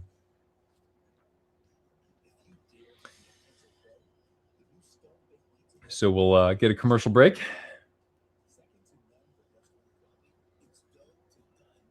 Oh, yeah, it's kind of crazy. I mean, like here I was. I mean, Jake, this would be, I don't want to say a story, but this is my account for you. I would imagine in the Central Valley right now, if I were to guess, it's probably about, I don't know, 82 degrees maybe, give or take. Whereas where I am, it was 86 yesterday, which is uncharacteristically warm. We had a thunderstorm. But today, it's been a very lovely 72. And we're going to be like below 60 degrees tomorrow for the high. In North Idaho here, sometimes it's just, again, uncharacteristically warm, considering we're 2 hours south of Canada. We're not like right on the coast. But yeah, I'll be able to wear a sweatshirt for at least the mornings. That'll be kind of nice. 10 degrees less. Oh, really? Interesting. But yeah, a thunderstorm. We do have a thunderstorm activity, not like a whole lot. It's not like the Midwest, but we do get some thunderstorms in June typically. So looking forward to that. Because yeah, in June we can have days where it's not even 65 or even 60 degrees for that matter. 72 here. Okay, cool. Yeah, it's so weird. It's like, and it's not like we're at sea level where I am either. But yeah, just the way that the pressure systems kind of collide or something, and then kind of funnel their way to here. If it's Pro Bowl, what's up, man? If it's Vegas, Carolina, who do I got? I'm gonna say it's gonna be the Golden Knights winning. I'll take the Knights. I mean, they're even with like the high end skill that they've acquired over the years, they're still a team that can play big. They've got great center depth, so I would say it's gonna be Knights in 5. We got Jake. Jake's takes hockey. Jake's takes hockey. I'll have to look that up because Jake's takes. All right, I'm gonna take a look here. Jake's takes hockey. All right, you are one subscriber more, my friend. Go Canucks. I've got a great relationship with the Canucks fan base out there, so you know I express my my condolences that you were not able to get the first overall pick. I wish that it was you and not Toronto. But hey, if you want to, you know, come at us with some with an offering for second overall, I mean, my Sharks have a deal we could possibly strike with you. Miller, not to be confused with former Canuck JT Miller. Canes are just kind of hanging on to this puck here on the power play. Ehlers now working out to Blake. He'll shoot. He's going for the top corner. Didn't hit it. Seen me on Nothing's Perfect. Yeah, on Russ's channel. But was aware of me before that.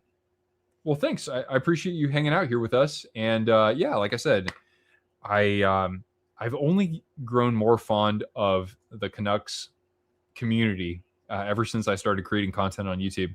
Russ is a friend of the channel. Canuck Clay is a friend of the channel. And by proxy, you are a friend of the channel, of course, but I appreciate you joining us here. I don't know if the Golden Knights can stop the stank. The second line?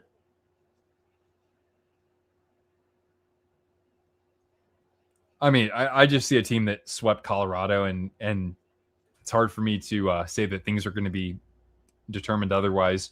Although, you know, I look at that, and but I don't want to turn a blind eye to how well Carter Hart's playing. That's another thing too. Like, can Carter Hart out-duel Freddie Anderson? Yeah, easily he can. Shorthanded. Oh, Canadiens, their 8th shot on goal. Hey now. And now we're back to 5-on-5. Here comes Mike Matheson at the goal line looking out in front. Anderson, did he get a pat on Miller? Or excuse me, Anderson got a pat on Anderson. Anderson on Anderson crime. But Mr. Anderson coming up big there for Carolina.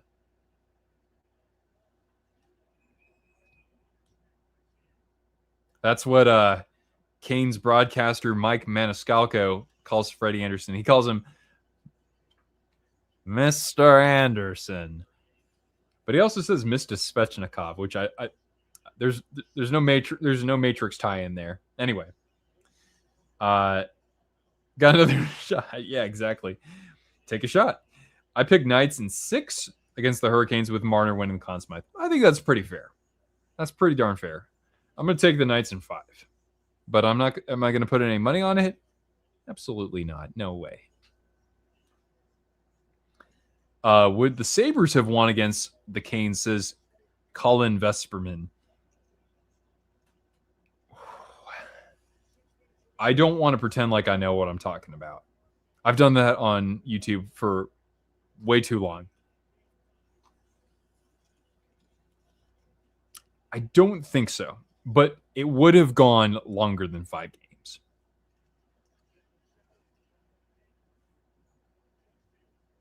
Rest in peace to Claude Lemieux, says Sports Geeks. Most definitely. Most definitely. The Vegas decor in depth. I don't know. I'd have to open that one up to somebody who's more knowledgeable on the Golden Knights. I think of Shea Theodore, probably one of the better defensemen out there who hasn't been a Norris Trophy finalist. Hannafin, Anderson, good. They don't have any elite defensemen past Theodore. I'm not so concerned about the Canes attackers from the sense of, like, can they get shots on net? Not a whole lot, but I think they can. It's more about, like, that those defensemen being able to physically wear them down more. That's kind of where my concern is. The center position as well. Eichel, he can play above his weight. So can William Karlsson. Tomas Hertl, he got a big butt. He rocking that big check doopy out there. I think that could be a little problematic for Carolina in the final. Yeah, you're thinking that? Is that a dog cam? I love it. Yeah, of course, man. I mean, Cortana is right in that conversation as the cutest dog on hockey YouTube. She's right up there with Dobby, right? Whoop. And also Mickey. Mickey doesn't make too many appearances on Canuck Clay's channel, but he's a little cutie patootie. Big fan of how the Sharks are developing. Was rooting for us to make the playoffs. I know. But yeah, I mean, if you're from BC, you would particularly like watching Macklin Celebrini. He's doing some great things with Team Canada in the World Championships. I guess like the World Championships, I don't really care that much about those. So even as a statesman here, if Macklin Celebrini is tearing it up against Team USA, I'm not going to complain about that. In the Winter Olympics, Macklin had himself many, many chances. He just couldn't quite solve Connor Hellebuck in that. But thank you. Yeah, I mean, we have work to do on the backside of things, and goaltending wise, is it Yaroslav Askarov? Is he going to be the answer for them? Is it going to be Joshua Ravensbergen, who had a great season with Prince George in the WHL? That has yet to be determined. I'm not loving Askarov's game that much. I think we give him one more year, but I'm rooting for the guy. He is beloved by his teammates quite a bit. Jay Bass was going on 33 years for all of Canada, as we know. Why is Macklin celebrating the GOAT? How is my son, Macklin Jerome Ezekiel, celebrating? How is he the GOAT as well? That my brain breaks at that thought. But yes, young Macklin, Sharks captain. He's got to be the captain going into next year. Your cat Battle is the name of your cat. Makes surprise appearances on your channel from time to time. Cute. All right. Well, you'd better stick around so I know to look at your content as well. Because even though I have never had a cat myself, now I do, because when Mrs. Twister moved in with me, I inherited three cats. And they are little bastards, but I love them. Team captain, Captain's Canada, Macklin Celebrini. How about that? Purple for the win. Jake got it. He got it. I love it, man. Yeah, I've been watching Andy's channel for a whole freaking decade, man. Down to 420. That's another number I like out there. Yeah, just 420 left in this second period. It's turning into a party if you're in Raleigh, just like it is in our comment section.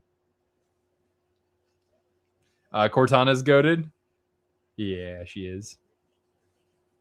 Truer words have never been spoken.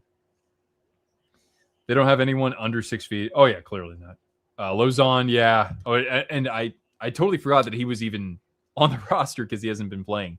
Because yeah, that guy, you don't want to run into him. Coughlin would be playing against a former team of his. Let's not forget about that. He played a little bit for the Canes. Coughlin on one end of things and Will Carrier on the other side of things. But I gotta say, I love Will Carrier's game. He's been a great Cane. Your cat just dropped a mouse. Wow. Poor little mousey, but I mean, your cat's doing its job, right? The DNA has kicked in. Thankful we had some mouse problems when we first moved into this place, but Mrs. Twister is amazing. If you want to know how to keep mice out, tinfoil. Tinfoil is a great way to deter them.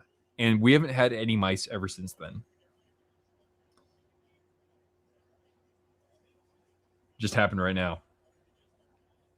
Way too many Habs on the ice. We got a Carolina Hurricanes power play. I don't know. Can the Hurricanes actually score a power play goal and pad their lead? I don't know. We'll see.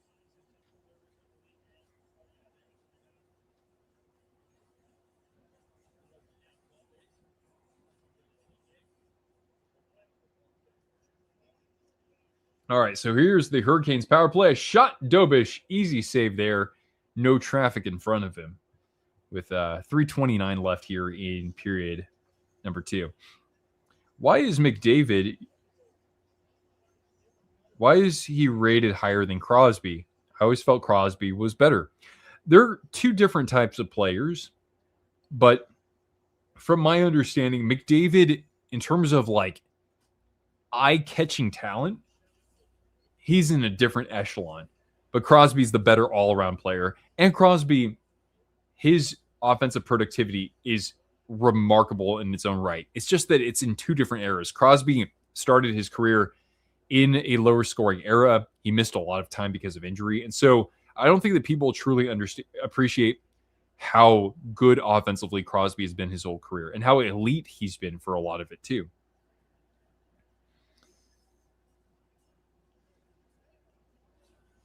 All right, Kane's dumping this down behind Dobish. Here's Sebastian Aho now out at the point. Toward the dot. Off a couple sticks, Jarvis able to regain possession. And now Gostisbehere back to Jarvie.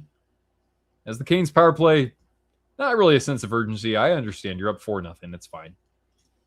Now a chance for Aho. He shoots Dobish, the kick save. Play goes on in the Canadiens zone. Gostisbehere at the top of the circle, working it down for Aho. Down to 30 seconds on this power play. Pardon me. Now down low, Gostisbehere. He scores! Shane Gostisbehere making it 5-0 Canes.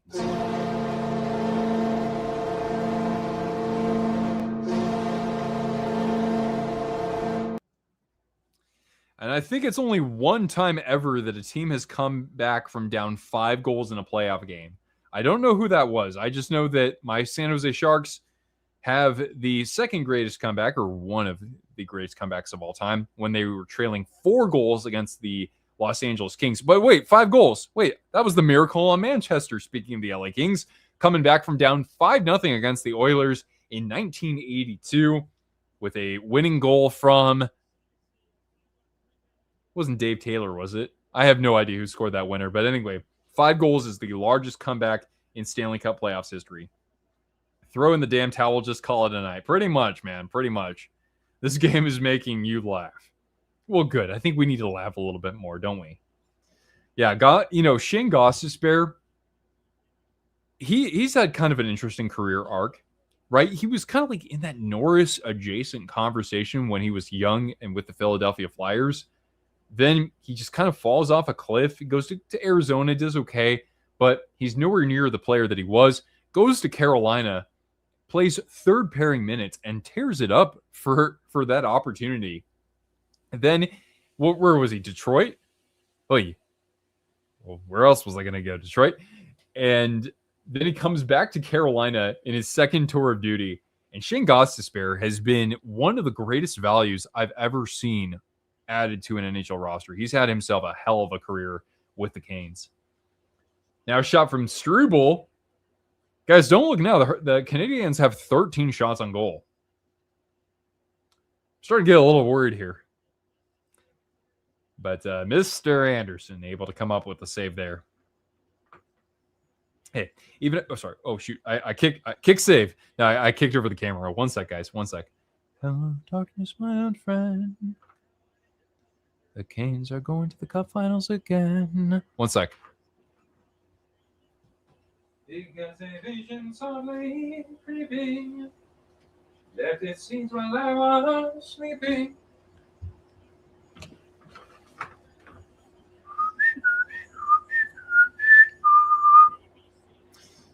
Will the Canadiens be more mad about another year without a cup or about Mitch Marner? Oh, Canadiens. Oh boy. TNT take this if necessary graphic off the series. Okay. That's fair. Nice stick check there from the greatest the greatest true defenseman in the NHL over the past 8 years, Jacob Slavin. People say the word defensive defenseman. Bro, you maybe shut down defenseman, but I think we should literally use the best true defenseman. Somebody who plays their position the best. Cale Makar is the most talented defenseman. I'm not going to dispute that, or Quinn Hughes, right? But the best true defenseman, it's 74. Yeah. So people in Canada, and maybe we have one or two people still hanging out with us here. Anderson fighting that off. Second intermission, 5-0 Canes. We're 20 minutes away from. You know what I'm gonna do? I already have a poll up on YouTube. So I already have a poll up on YouTube. I'm gonna post it right now for the Stanley Cup. So boom, I'm gonna do that right now. I'll get ahead of the game. So you can vote in our Twisted Wrister Hockey poll by going to our channel page. Will Canadians be more? Sorry, Kazuma, I keep coming back to this. Will Canadians be more mad about another year without a cup or about Mitch Marner? Yeah, see, since I don't live in Canada, I don't think I can quite weigh in. But I'd say probably being more upset about another year without a cup, especially considering that even if Canada wins gold at the IIHF, that's got nothing to do with the winter. That's got nothing on the Winter Olympics, right? So it's like Canada fell just short in the Winter Olympics. Now there won't be a Canadian team winning the Stanley Cup. So I think that's probably the safer choice of the two. Oh my God, Mrs. Twister is cooking orange chicken. Oh my God, orange chicken. I love it. I also love. Ooh, hey now, a little Icelandic vodka. There we go. Little dumpski dipsy doodle there.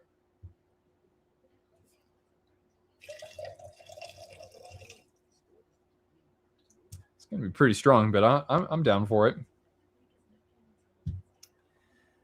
Oh, it smells so good. Bengi? Okay.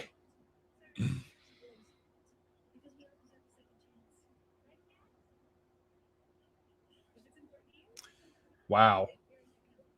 What an emphatic display of dominance here by the Carolina Hurricanes. I mean, I know that everybody on the second line has already scored for them, but I got to look at this again. I know Gostisbehere has a goal, and Eric Robinson has his third goal of this series. So yeah, let's take a look at this one more time here. Goal scorers, getting things started. His fifth of the playoffs, Taylor Hall, and I wouldn't be able to tell you this, but Jackson Blake already has 10 assists in this playoffs. And keep in mind, Carolina is just playing their 13th game. It's not like Montreal is playing like their 19th or whatever. Logan Stankoven scoring his 9th of the playoffs, assisted by Hall and Nikishin. Nikishin, just his first assist of the playoffs. Eric Robinson, again, just an amazing home run pass from Will Carrier. Robinson, his third of the playoffs. Jackson Blake. So Jackson Blake going on 5 goals and 10 assists in 13 games. Unreal. And his contract is an absolute steal for Carolina. Again, Eric Tulsky just showing that he is quickly becoming one of the best general managers in the NHL. Taylor Hall and Logan Stankoven with the helpers there. And then on the power play finally for the Canes, Shane Gostisbehere, his second of the playoffs, assisted by Jarvis and Nikolai Ehlers. No Olympic golds, no Lord Stanley's Cup. Yeah. IIHF USA's roster was pretty damn underwhelming. Yeah, that's completely fair. Of course, last year, USA won gold for the first time in, what was that, 92 years, with Sharks coach Ryan Warsofsky behind the bench. And Cortana, lie down? Lie down? That's not lie down. That's fake lie down. If Marner wins the Cup, Steve Dangle's going to lose it. Yeah, even as a Sharks fan and by transitive property, Golden Knights, least favorite team. Thank you, darling. I love you. Yeah. Seeing Dangle make it all down might be kind of funny. Oh my gosh. Look at that. This is just from Trader Joe's, but this is their orange chicken. It is so freaking good. It is so good. I need some of this right now. So tasty.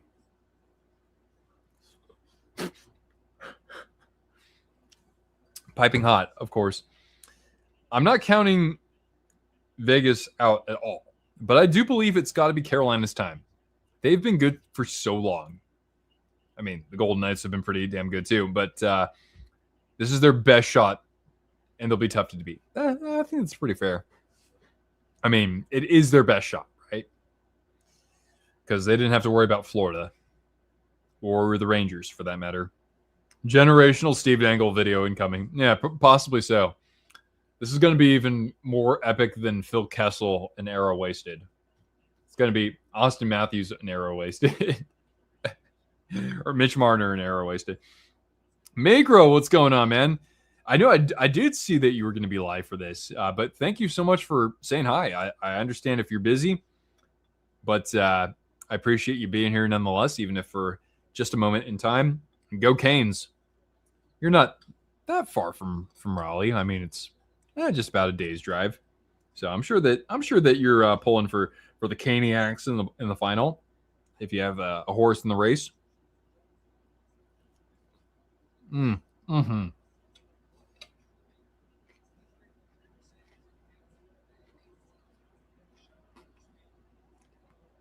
Does it really? As I have rice on my beard. I mean, it's still rice. 5-0, man. Unreal. It's gonna be a a good evening for me. That's for sure.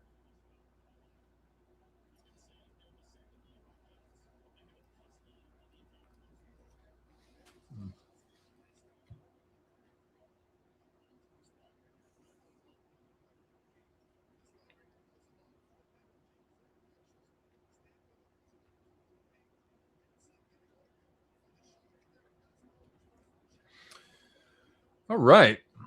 Well, it's 5-0. What's the final score going to be? 5-2. Maybe Montreal gets a little bit back. 6-2. 7-0.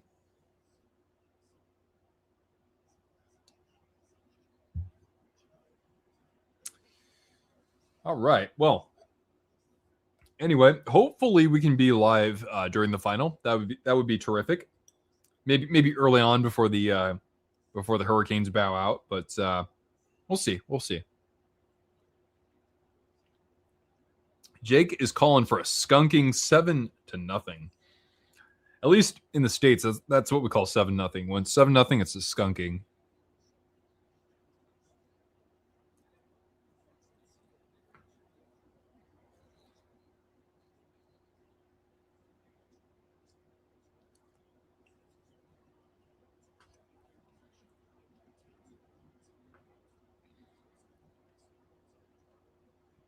I don't even know what's going on in the NBA right now.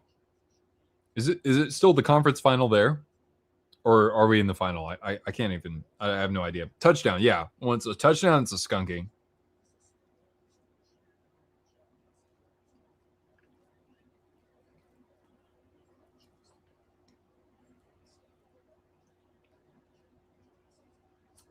It makes me so happy. I love this stuff. It's so good.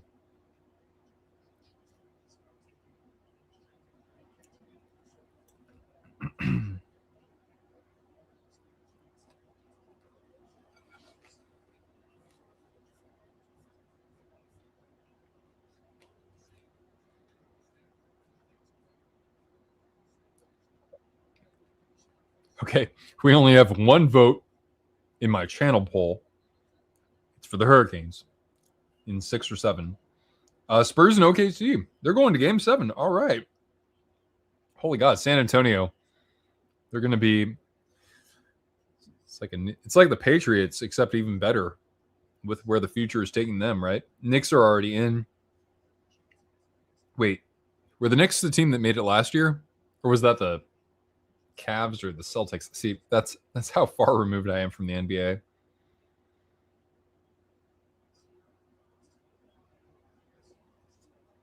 But Yeah, maybe it's the next time. Because New York hasn't won a championship in my lifetime. The Knicks haven't.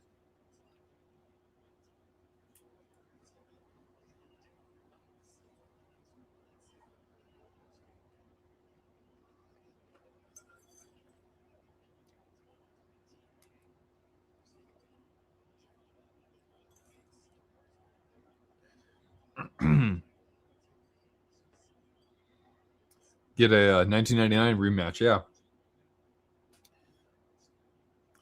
Yeah, you had what? You had, of course, not rookie, Tim Duncan. Was he a rookie then? I think he was like second year. You had David Robinson, so the Twin Towers. You had Sean Elliott, I want to say. Was who else was on that team for San Antonio? Yeah, I can't quite remember. New York, I remember that team. Allen Houston, Patrick Ewing, Charles Oakley was with them at that point in his career, I want to say. Charlie Ward, right? Hope the Knicks. Hope we get Knicks. Spurs can't stand OKC with their flopping. Larry Johnson. Oh yeah, Grandmama. Who could forget about him?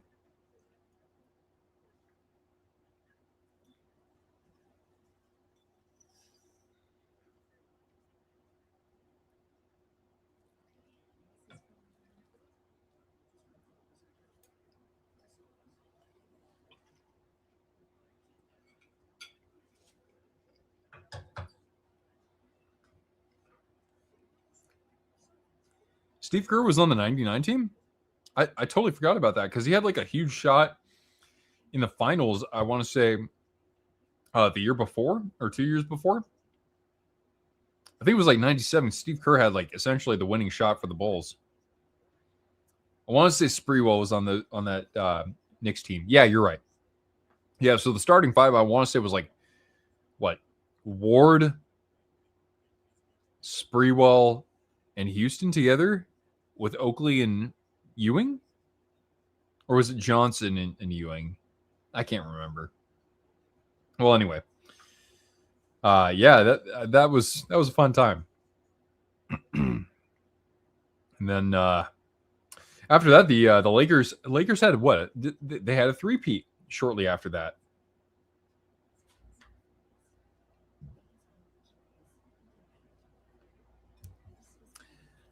Although the Pistons, that was one of the big surprises back then in all of sports, I think. Well, first of all, when the Patriots beat the Rams, right? And then not long after that, you had the Pistons beating the Lakers. Ben Wallace, Chauncey Billups, I want to say Tayshaun Prince. Rasheed Wallace wasn't on that team, was he? On the 2004 Pistons? I can't remember. But that was a huge surprise.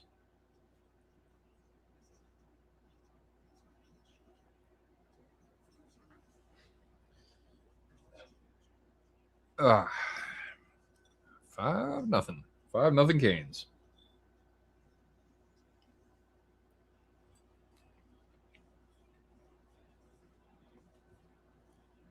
I mean, we'll have to see what happens, but right now, I'm just saying, Freddie Anderson is 20 minutes away from back-to-back shutouts. Who wins their cup first, Edmonton or Buffalo? I mean, this is just me being a troll, but I'll say Buffalo. Really, with the Oilers, will they ever get themselves a good starting goaltender? I don't think they've received the memo on that just yet. Yeah, Gary Payton, Karl Malone on the Lakers. That's just the weirdest freaking thing, man.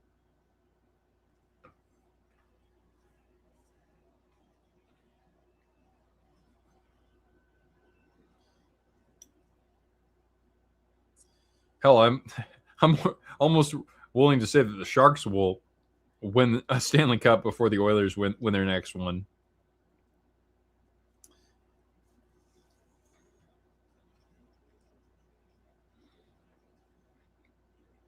because there's no way that McDavid. So McDavid will be a free agent in 2 years, right? There's no way he's ever going to be an Oiler if they can't win the Stanley Cup in the next 2 years. And he might not even make it that long.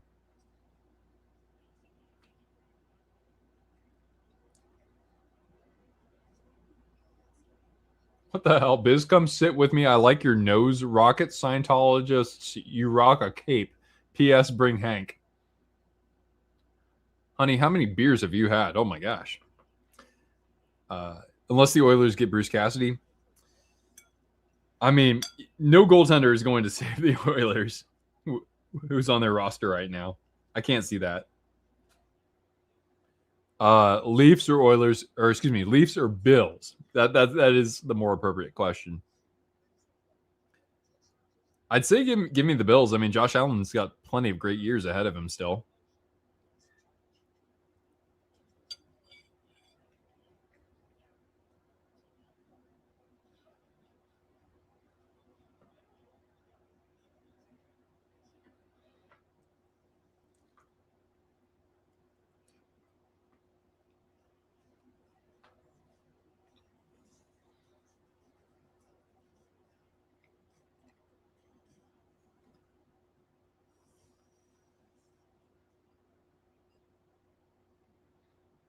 The Oilers should have hired Peter DeBoer. Oh yeah, now he's on the Islanders because they both like blaming goaltenders for their problems. Well, at least DeBoer would be like, okay, well, that's going to be a weak point. We'll figure it out. I mean, he went to the final with Martin Jones, who had never had a full season as a starter, or really anywhere close to a season as a starter. So who knows?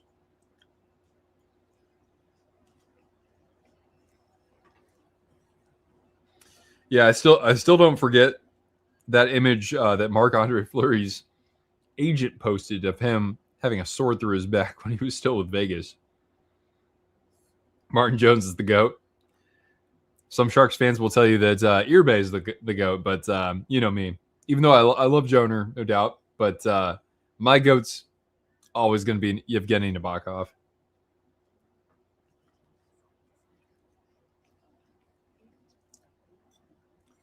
Nabby was awesome.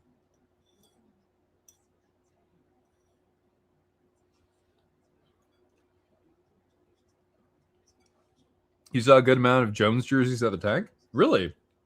That's funny. I have a friend named Jake who has a Jones jersey.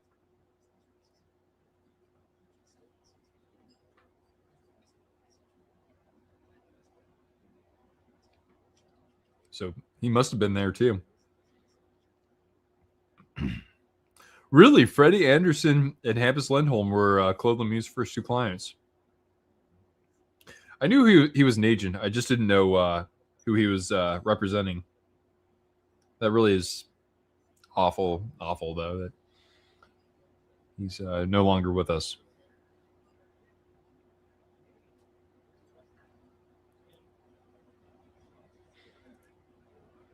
I mean, it's pretty crazy that Lemieux, at what was he, 42 or 43? He actually came back to the NHL, even though he wasn't good at all. But he still made it back onto the Sharks roster the year they won the President's Trophy.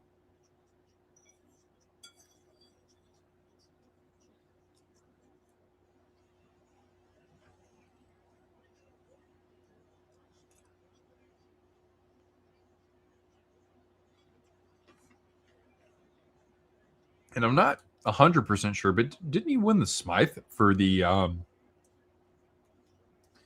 Devils? So Lemieux, he finished his career. Oh, excuse me. I was looking at Mario Lemieux. By the way, the third period is underway, but I want to take a look at Claude Lemieux's career. So Claude Lemieux won 4 Stanley Cups. Was that 2 with Montreal or 2 with New Jersey? Excuse me, Montreal, New Jersey, Colorado, and New Jersey. So he won 2 with the Devils. He won the 1995 Smythe and finished his career with over 1,200 games played. So, yeah, third period's underway here. I'm like holding this bowl in my chest here. But I'll get this updated. Here we go.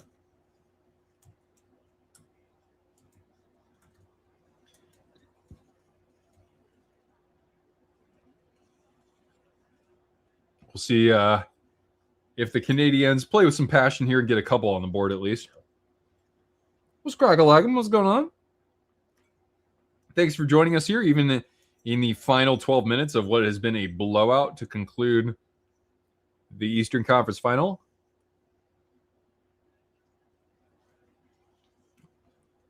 Oh, let's go. Will I stream the World Cup for soccer? No. I don't even know how much of that I'm really going to watch. But I will stream during the draft, during the first round, and maybe for free agency on July 1st. Maybe. Ooh.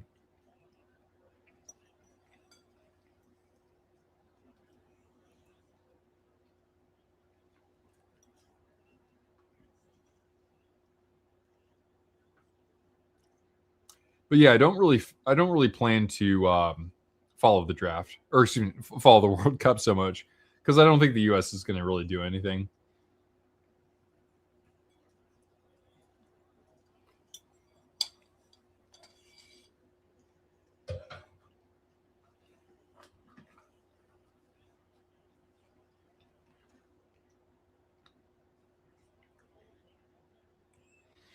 Now, my question for you guys, and I know we don't have a lot of people here. That's cool.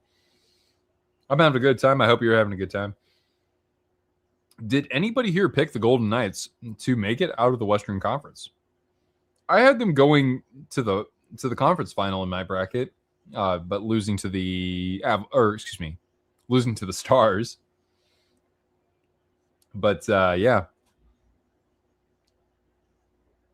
Wait, did you predict the okay, you didn't. Yeah. I didn't think too many people would have had the Golden Knights going to the Stanley Cup Final. Not because they didn't have any momentum, but you have those powerhouses in the Central Division. So I had Stars versus Senators.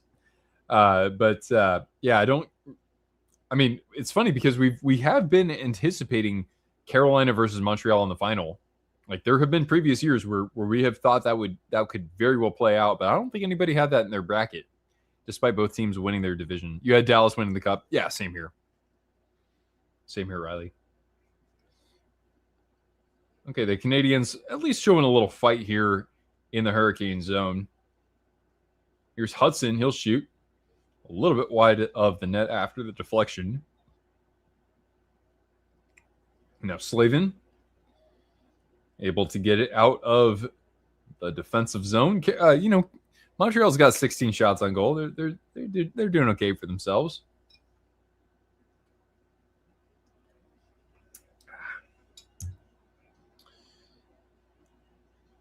Could Martin Jones be on a roster in 2026? Probably not. I mean, in the NHL, maybe it's a third goaltender, right? Because he kind of was that for Toronto. Like, that's how it is in today's NHL. Like, goaltenders don't play 65 games or whatever. So, like, it helps to have that insurance in your farm system.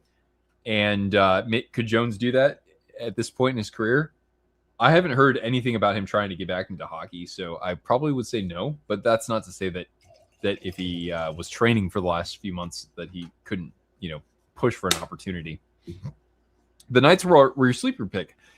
I always felt they were a dangerous team. I didn't expect them to do what they did. Yeah, like I said, I had them coming out of the Pacific, partially because I just really liked I liked the Ducks against the Oilers. I don't want to say that nobody was picking that, but I didn't know too many people who picked Anaheim over Edmonton, but I did. I was pretty confident with that matchup. Despite having a really crappy bracket, I looked at Edmonton against Anaheim and I said, dude, there's no way that the Oilers can handle the speed of the Ducks with Joel Quenneville behind the bench, and I was right. So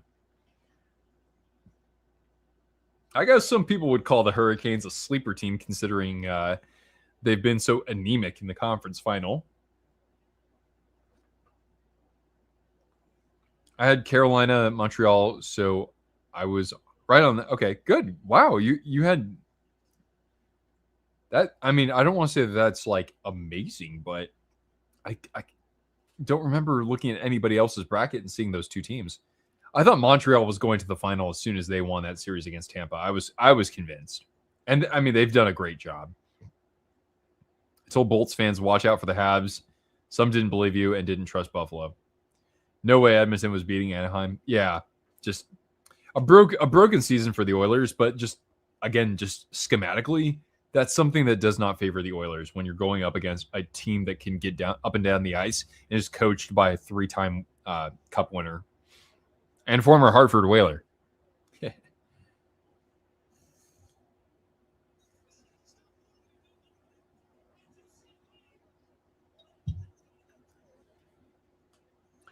Man, I mean, not only am I cheering for the Hurricanes just because I have been rooting for them, but like it would be so freaking awesome to see Brind'Amour as a Cup winner as a coach. I love Rod Brind'Amour.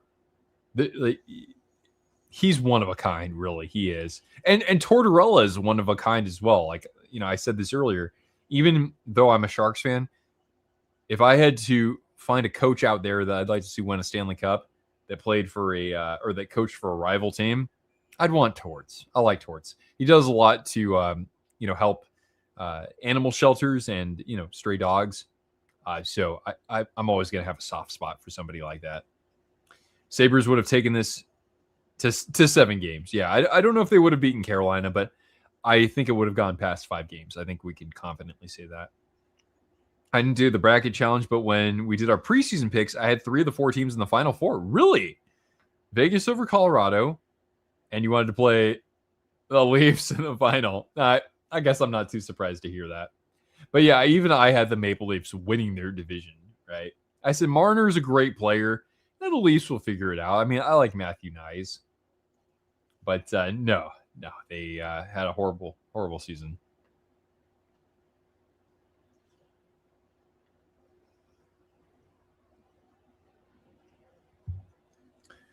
Okay, so we are now 550 through the final period of the Eastern Conference Final. And the Canadiens ice the puck.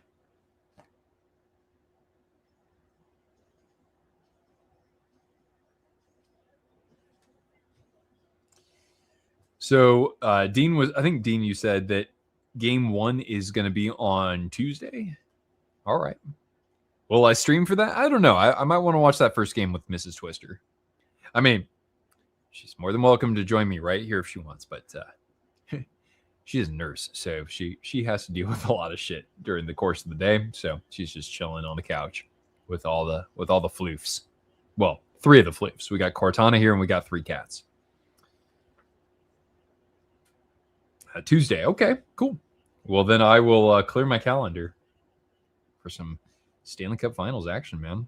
Sharks would have lost in the first round in 6 games. I mean, Colin, I appreciate that. I think you're giving us a little too much credit. I think maybe we could have stolen 1 game, but the Avs would have absolutely smoked us like a brisket. Which team does Mrs. Twister like? I mean, come on. I've successfully... See, she didn't grow up in a sports-loving household, which is great because then that way there's a little bit of sanity in our household. But I've successfully converted her into a Sharks fan.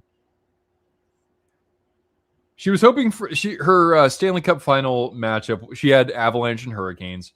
She's a big fan of Mackenzie Blackwood, and I can't fault her for that whatsoever because he was the only good thing going for the Sharks when we first met. And then they drafted Celebrini, so... But anyway, Sharks would have won in 5 games. I would have named my first kid Jacob after you. Actually, probably not. I probably would have named my firstborn kid Macklin, frankly. But yes, you're right. Murderer enshrined. The Canadiens will go to the power play when we come back from this here commercial break. So hang tight, guys. We are under 14 minutes away from a determined Stanley Cup final.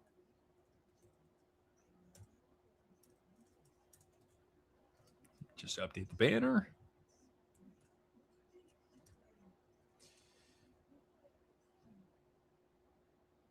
There we go. Does she have a Selly jersey? She doesn't have a jersey yet. She doesn't have a jersey yet. It's really fun though, because when we go to Spokane Chiefs hockey games, I got my jersey closet here. So and it's a slider. So I slide the doors and I'm like, what's it going to be? And so she's chosen to wear like the Thrashers before. I think she's worn a Sharks jersey before. And I know she's listening to this right now from the couch. I mean, she has to get kind of used to being the center of attention because we're going to actually get married in a few months. So she has to get used to the attention being on her. Yeah, she doesn't actually have a jersey of her own, but maybe one day that will change. I would name the child after you. Yes, you, Jake. No other Jakes in this stream. From a pro wrestler. Man, I'm losing track of who all these wrestlers are. But I'm not losing track of MJ Super Chats in the building. What's going on? It's been a while. Hope me and Mrs. Twister had a good Memorial Day. Yeah, thank you. Very good Memorial Day. Coming at us from Albuquerque, New Mexico, the highest elevation major city in the country. Cortana treat. Yeah, Cortana, you need some treats for this Super Chat from MJ. Ever been? No, I've literally driven through Route 66. You get ready? I stopped in for a burger in Albuquerque, and that's it. I have really no authentic impression to give there. Extreme apologies.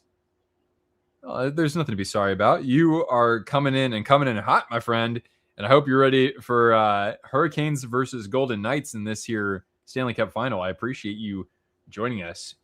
There is never too late of a moment to do so.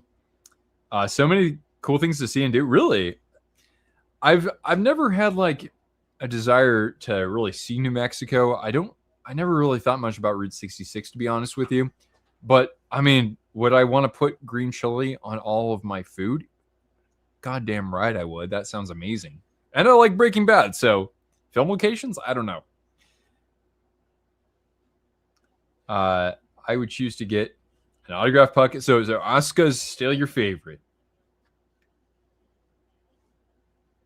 Well, that's cool. You're loyal. I like it. Boo-boo. I gotta save some treats though, because Cortana's got to celebrate the crowning of Eastern Conference champion as this power play is 45 seconds away from expiring. Breaking Bad was filmed about 20 minutes from your hotel. Oh, sweet. Great series. What if Montreal comes back? I guess I'll have to name my firstborn kid Jake. Colin says Avalanche will miss the playoffs next year because of the President's Trophy curse. Wow. That is, I don't even want to say bold. That is a different degree of bold. Yeah, it never went through Santa Fe, just through Route 66 through Albuquerque. Will there be a shutout tonight? Fred Zilla is in the building. I'm feeling it, man. I'm feeling it. Fred Zilla is going to get another goose egg on the board for the Hurricanes. It just goes to show that Bettman's anti-Canada. Oh, Canes might have a 2-on-1. Here they come. Robinson, and that puck just skips over his stick off of Jankowski. But that being said, I mean, I was talking about it earlier tonight. Love the fourth line for the Canes. They've been so, especially this series, they've been excellent.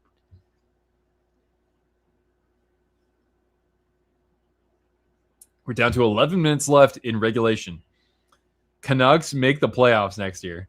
Like I said, I like the name Jake. I've always liked the name Jake. My sister was considering naming her child Jake. She was between that and another name, and she went with the other one once he was born. So maybe I'll just have to go Jake. Jacob James Pinkerton. That would be a great name. Here comes Stankoven. I mean, it's not as good as Macklin, but I mean, it's not bad. It's not bad.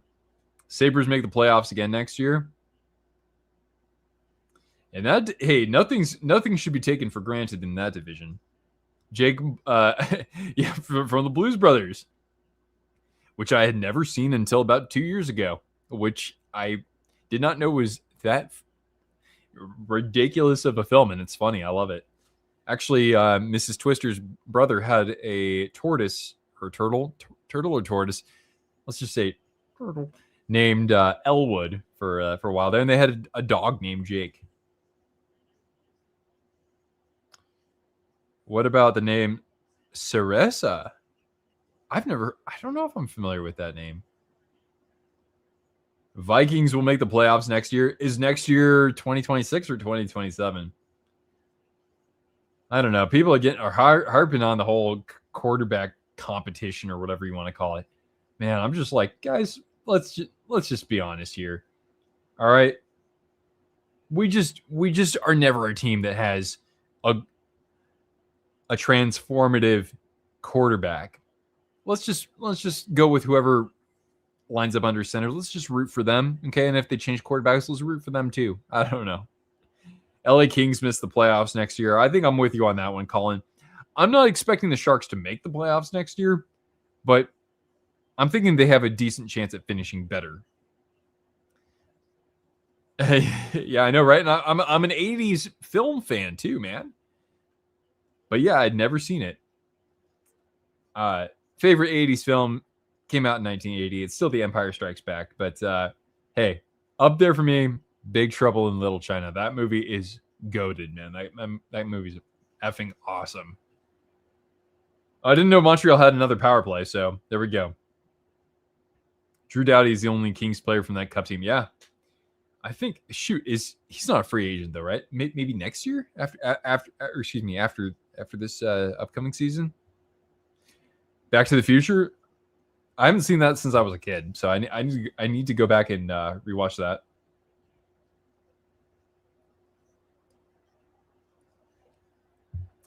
Back in my hometown, we actually have a bar called McFly's.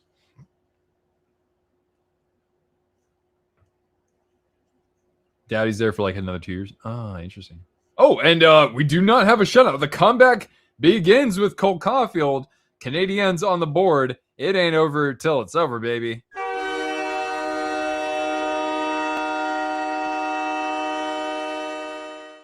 Good job. Here, we'll even do this for the hell of it.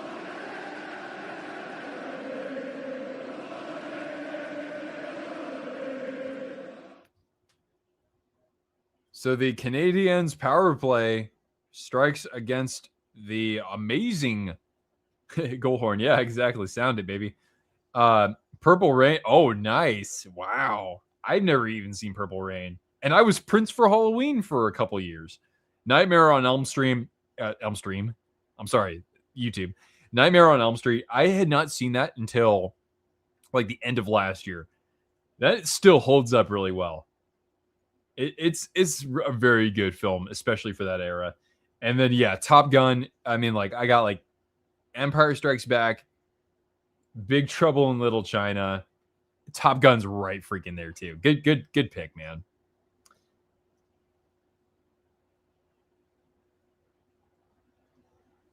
And The Breakfast Club.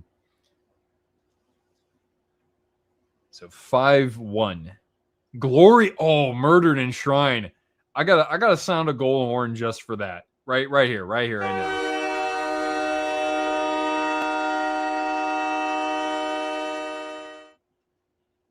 Yeah, Glory is an awesome film. It's so good, especially for its time. 16 Candles is pretty.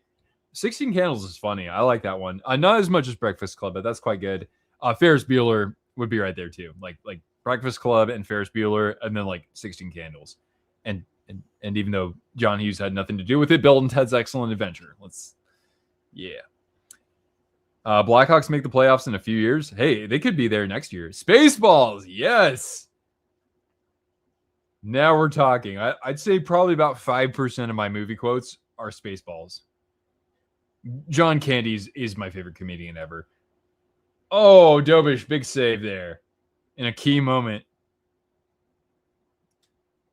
Tommy Boy, I thought the Habs scored again. No, I was saluting somebody for naming what was that? Sorry.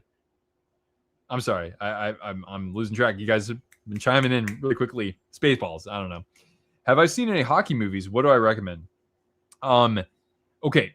So the best hockey film, I've never seen Slapshot. which was in the 70s. So I can't, it's not like it was in the 80s. I'm still always going to be partial to Miracle, albeit there are some very good hockey films out there.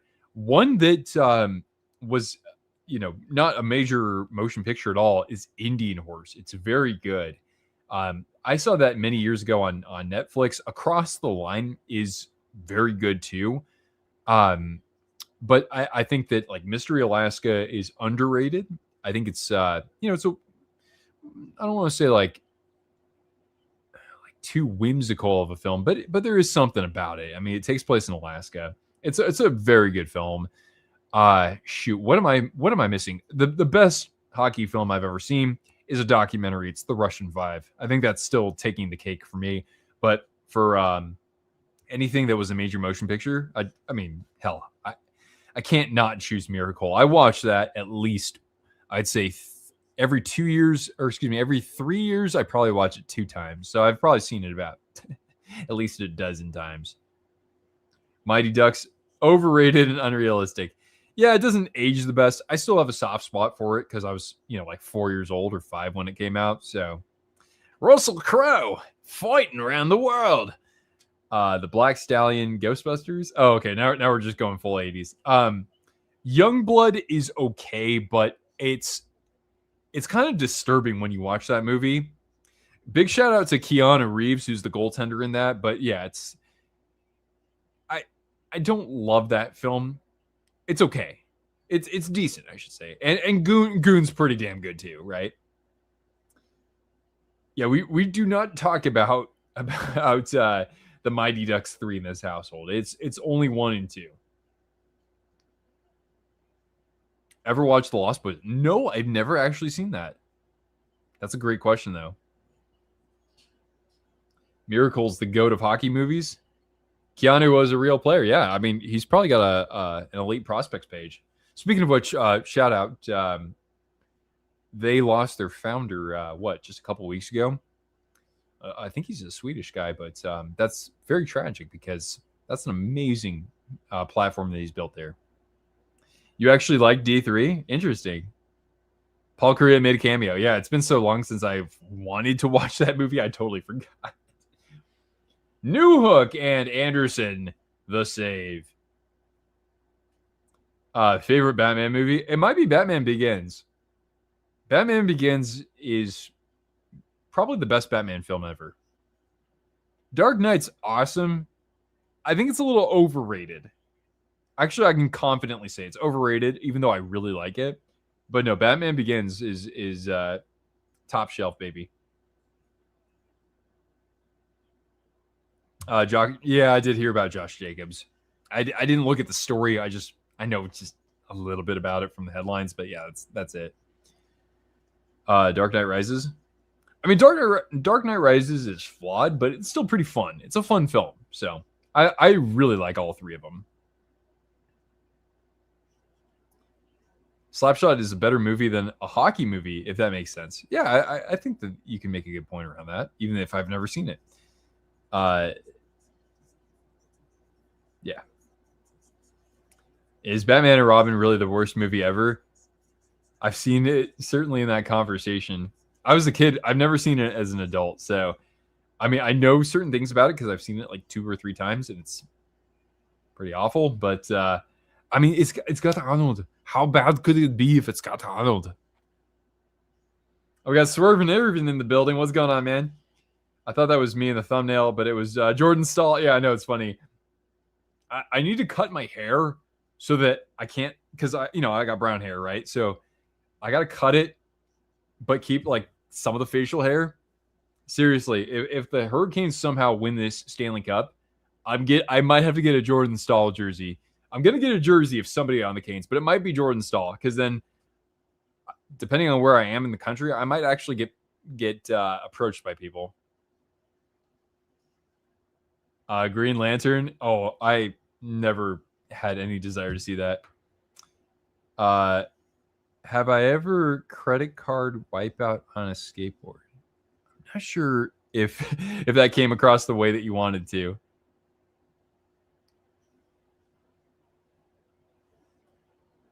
killed the dinosaurs, the Ice Age. I don't know. My mind is just going to the devil put dinosaurs here by Alice in Chains. So I don't know where your mind's at with that. You watched an Arnold or a film with Arnold. Ooh, 5 minutes left, guys. I know this has gone completely off the rails. Jack Nicholson is most comically accurate live action Joker. Yeah, he's a hell of an actor. He can play a lot of different roles. Like, I don't really know about Jack Nicholson's 80s roles, but in the 90s, he had some pretty damn good performances too. He's still the GOAT. I mean, that's fair. The LeBron of actors who played Jokers. That was one. Oh, okay, Irvin. Okay, gotcha, buddy. Yeah, it's like I said, last time I saw that, I was a kid, so I don't remember that. I just remember when he said, "You should chill out." Commercial break, by the way. Kirill Kaprizov does kind of look like Heath Ledger. That's a great point.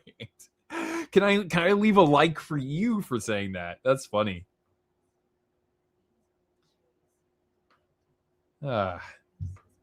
It should be the Mortal Kombat song. Well, we are getting a Mortal Kombat film, right? Another one.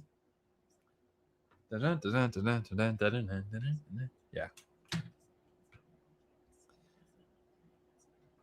Nice to meet you.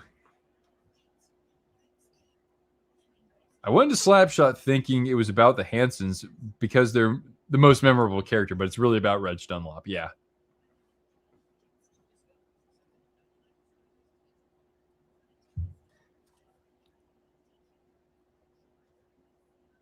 All right. True Lies. Yeah, never seen it.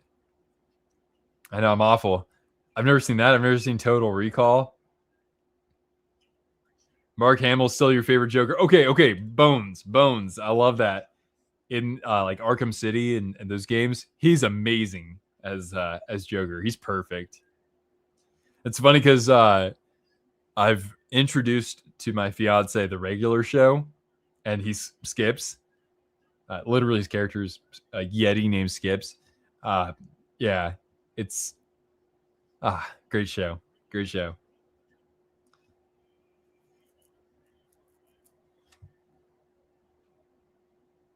You got to catch me up. Yeah, it sounds like it, man.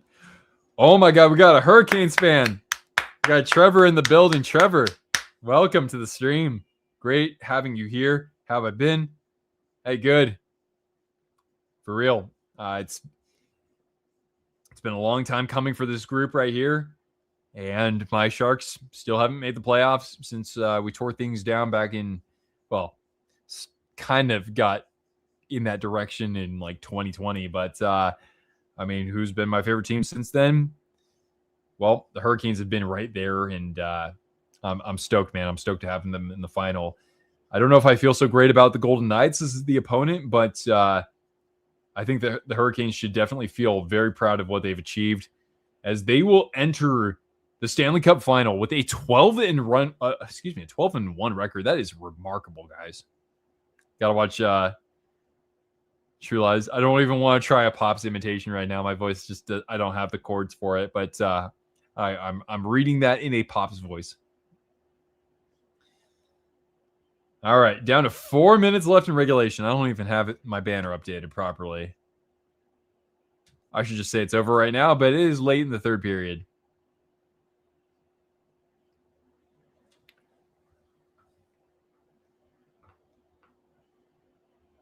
Hurricanes getting it clear. It is an empty net for the Canadiens. I'm surprised they even did that. Empty net goal. It is Seth Jarvis. Well, that's one way to get them to get on the board. They don't ask how, they ask how many.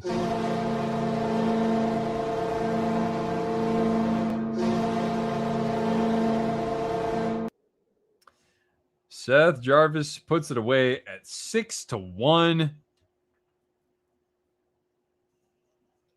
Oh, Cortana, you need a treat, girl. Here, let's give Cortana a treat. Whoop. All right.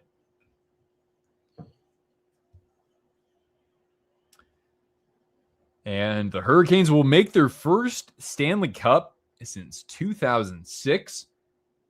when they won it all with their head coach Rod the Bod Brindamore as the captain, defeating the Edmonton Oilers. But something tells me this is going to be a different beast of an opponent in the Vegas Golden Knights. 20 more from MJ. Since we were talking about famous people who look like me, Google Golly Cribs Jr.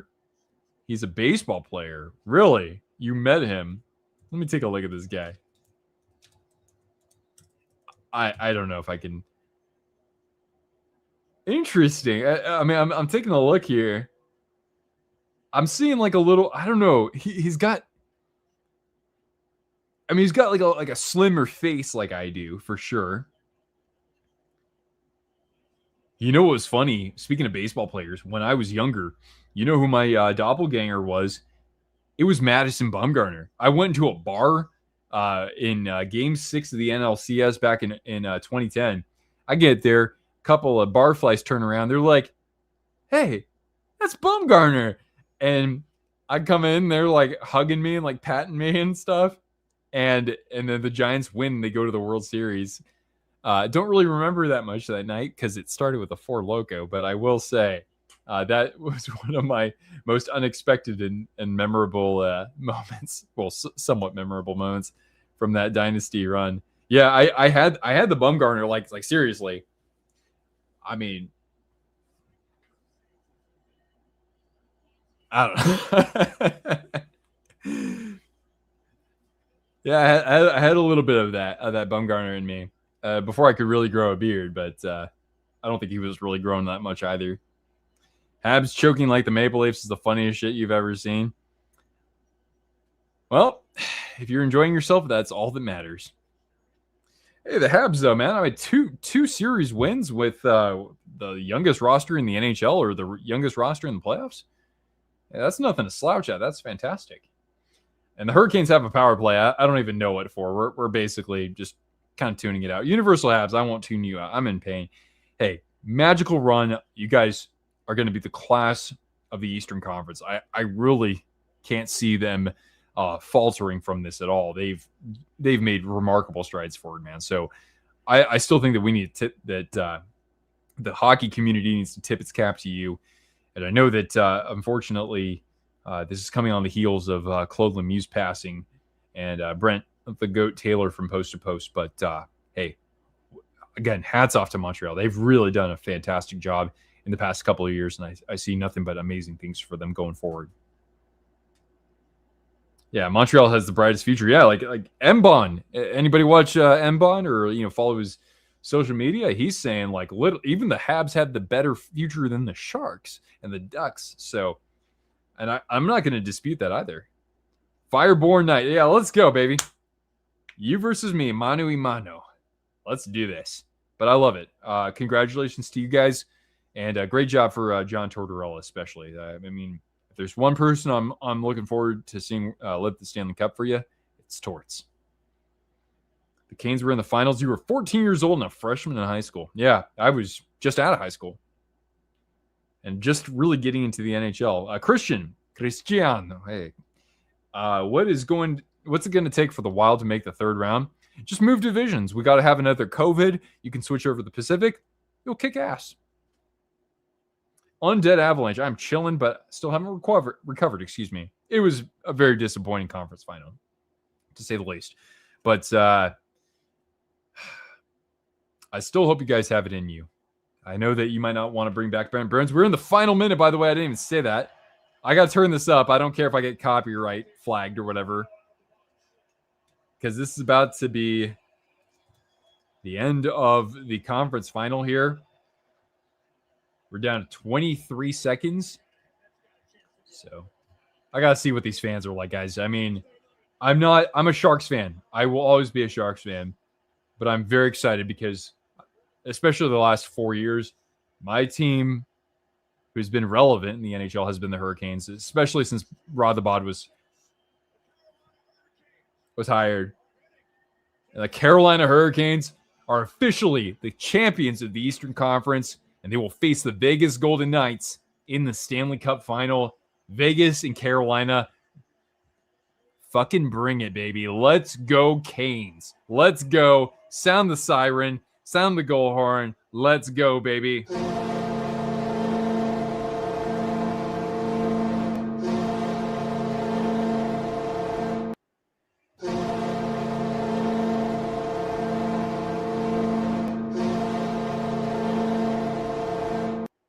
Let's give some treats to Cortana.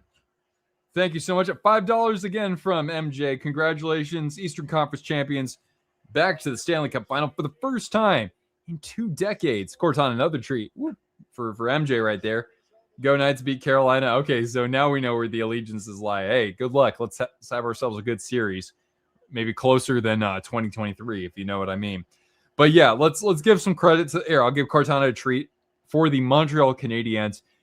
I mean, amazing, man. You went to completely irrelevant just 2 years ago to making the playoffs out of nowhere with Martin St. Louis club. And as one of the youngest teams in the NHL, you're knocking on the door to the Stanley Cup Final.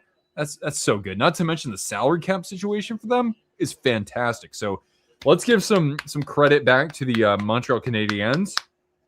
Okay, because I think they've had themselves an excellent season. I was 8 the last time the Canes went to the finals. Wow. So like you could hardly remember that. I mean, you might not have even been following them all that much. So, hey, let's go, baby. I still think the Knights are going to win this series, but let's give them a hell of a run for their money, okay? What does Cortana's bark sound like? We just need to get Mrs. Twister to knock on the front door. She's got a good bark for a dog her size. Na na na na na na na na. Goodbye. Conference final curse. Na na na na. There you go. Did they touch the trophy? You never make them touch. I mean, I don't know. We'll have to see. We'll have to see. Marner versus Anderson. Mr. Anderson. Hey, well, it's going to be the revenge tour for Dylan Coughlin for Vegas. And for Carolina, William Carrier, who had a banger of a primary assist tonight. Good job, Canes. Yep. Your big brother who's in the Navy was born the same year that the Canes won it all. There you go. Give him a little rooting interest. Injuries hurt the Avalanche. It's not all Coach Bednar's fault. Well, there's going to have to be some accountability no matter what, right? So that's all I can offer up at that point. I hope Bednar doesn't get fired, and the President's Trophy curse continues. So many questions. There we go. But yeah, you have to ask the questions. It has to be the year because yeah, they won 2 playoff rounds, but since 2022, they haven't had a whole lot to show for it, right? So, and the window is still there if they want to be good. How many games does it go? You're thinking Canes in 6. I'm gonna go with the Golden Knights. I just don't know how the Canes can quite stop them. I pick Knights in 5, but could this be a lot closer? I do think so. MJ, I'm out of treats, bro. That means you're not allowed to donate anymore, but thank you. Last time the Canes were in the final, George W. Bush was president. COVID, sure as shit, didn't exist. Social media was in infancy. I believe MySpace was still hanging out at that time, and there were no streaming services. Actually, Netflix was still sending DVDs in the mail. Good point. Riley's saying Knights in 6, as is Fireborn Knights. All right. MJ's thinking Canes in 7, baby. Woo! MySpace, yeah. Back when social media was fucking fun for a change. Hurricanes in 5, Dalton dropping a somewhat bold prediction, but then again, the Hurricanes come in 12-1 in these playoffs. Let's not get that twisted, or shall we? Netflix was still sending DVDs. Yeah, exactly. Pavel Dorofeyev and Brett Howden would be scorching. They are hotter than a fox in a forest fire. Trevor says it's going to go 7. It's going to go the distance. Very foreign matchup for these teams, though, in my opinion. 2 styles of hockey that haven't really clashed with each other in these playoffs so much. You've got a Golden Knights team that even if I've never watched them, I can pretty confidently say they capitalize on mistakes better than anybody. And they've got the size that the Hurricanes haven't faced yet. But the Hurricanes, a unique job at being able to control a game possession-wise for up to like 80% of the whole game. And their penalty kill, despite giving up a power play goal tonight, has been on an absolute bender. Speaking of bend, yeah, that's where my best friend lives, or one of my best friends. He lives in Bend. I've only gotten to see him one time since he's lived there, but yeah, that's where the last blockbuster is. I want to see how Carolina plays in the first game, and then you'll make a decision. And thankfully, they don't have 11 days off, right? Diehard Red Wings fan, of course. Stream would not be completed unless we talked about Steve Yzerman.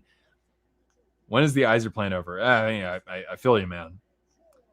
I mean, it's almost like they have to get a first overall pick or a top 3 pick and then see how that pans out before they can make a decision. But hopefully it doesn't come to that, right, guys?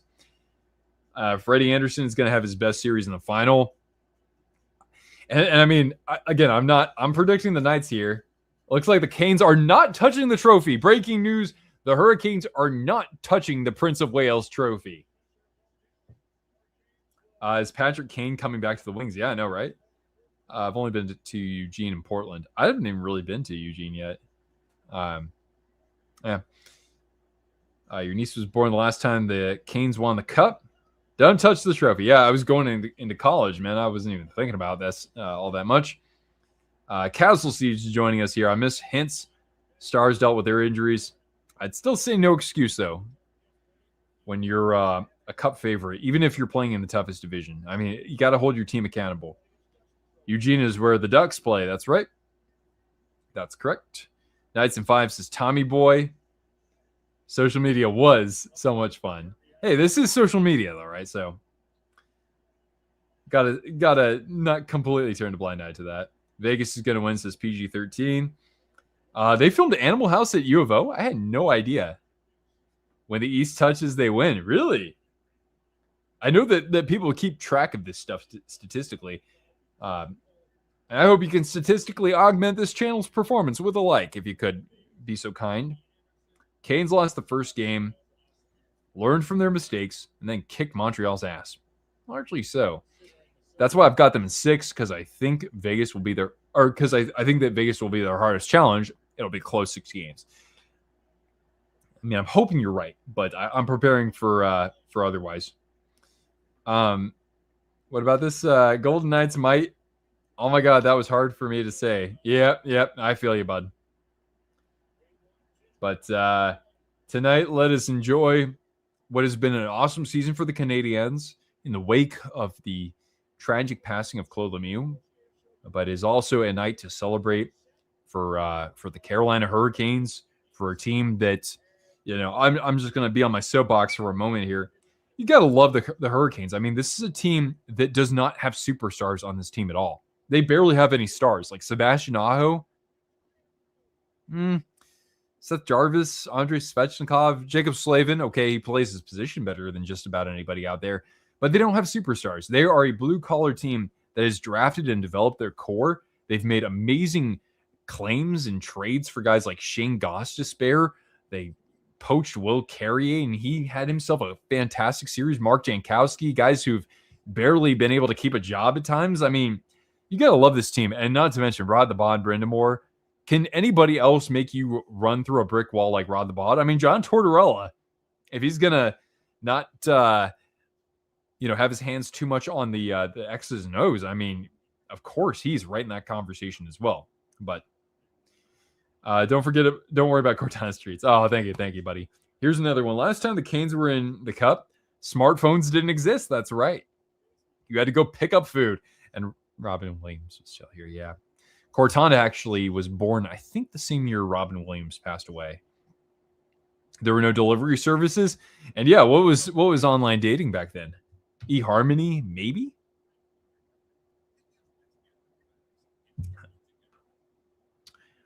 All right. Well, guys, I'm going to enjoy this evening on top of how I've already enjoyed it with you guys. So hopefully we'll be back here for the Stanley Cup Final. We'll see how things play out, okay? If not, hey, we're going to be here for the draft for the first round and maybe some other big moments here in the offseason. So anyway, Dark Fear, thanks for, hey, better to late than never. You're a young team. Yeah, I know. Like, shoot, I would pencil you guys in to win the division next year. Anyway, guys, Zachary Mikesh, obviously not a Hurricanes fan, but it was finally time for them. Yeah, it's their time. I'd like to say that. Dean, looking forward to the matchup between your favorite team and my favorite team that's not the Sharks, of course. Hey, great run for both teams so far. And hope you guys have a wonderful rest of your weekend. And we got the Stanley Cup just around the corner. So have a great night, guys, from Cortana and myself. And hopefully we'll talk again real soon. Good night.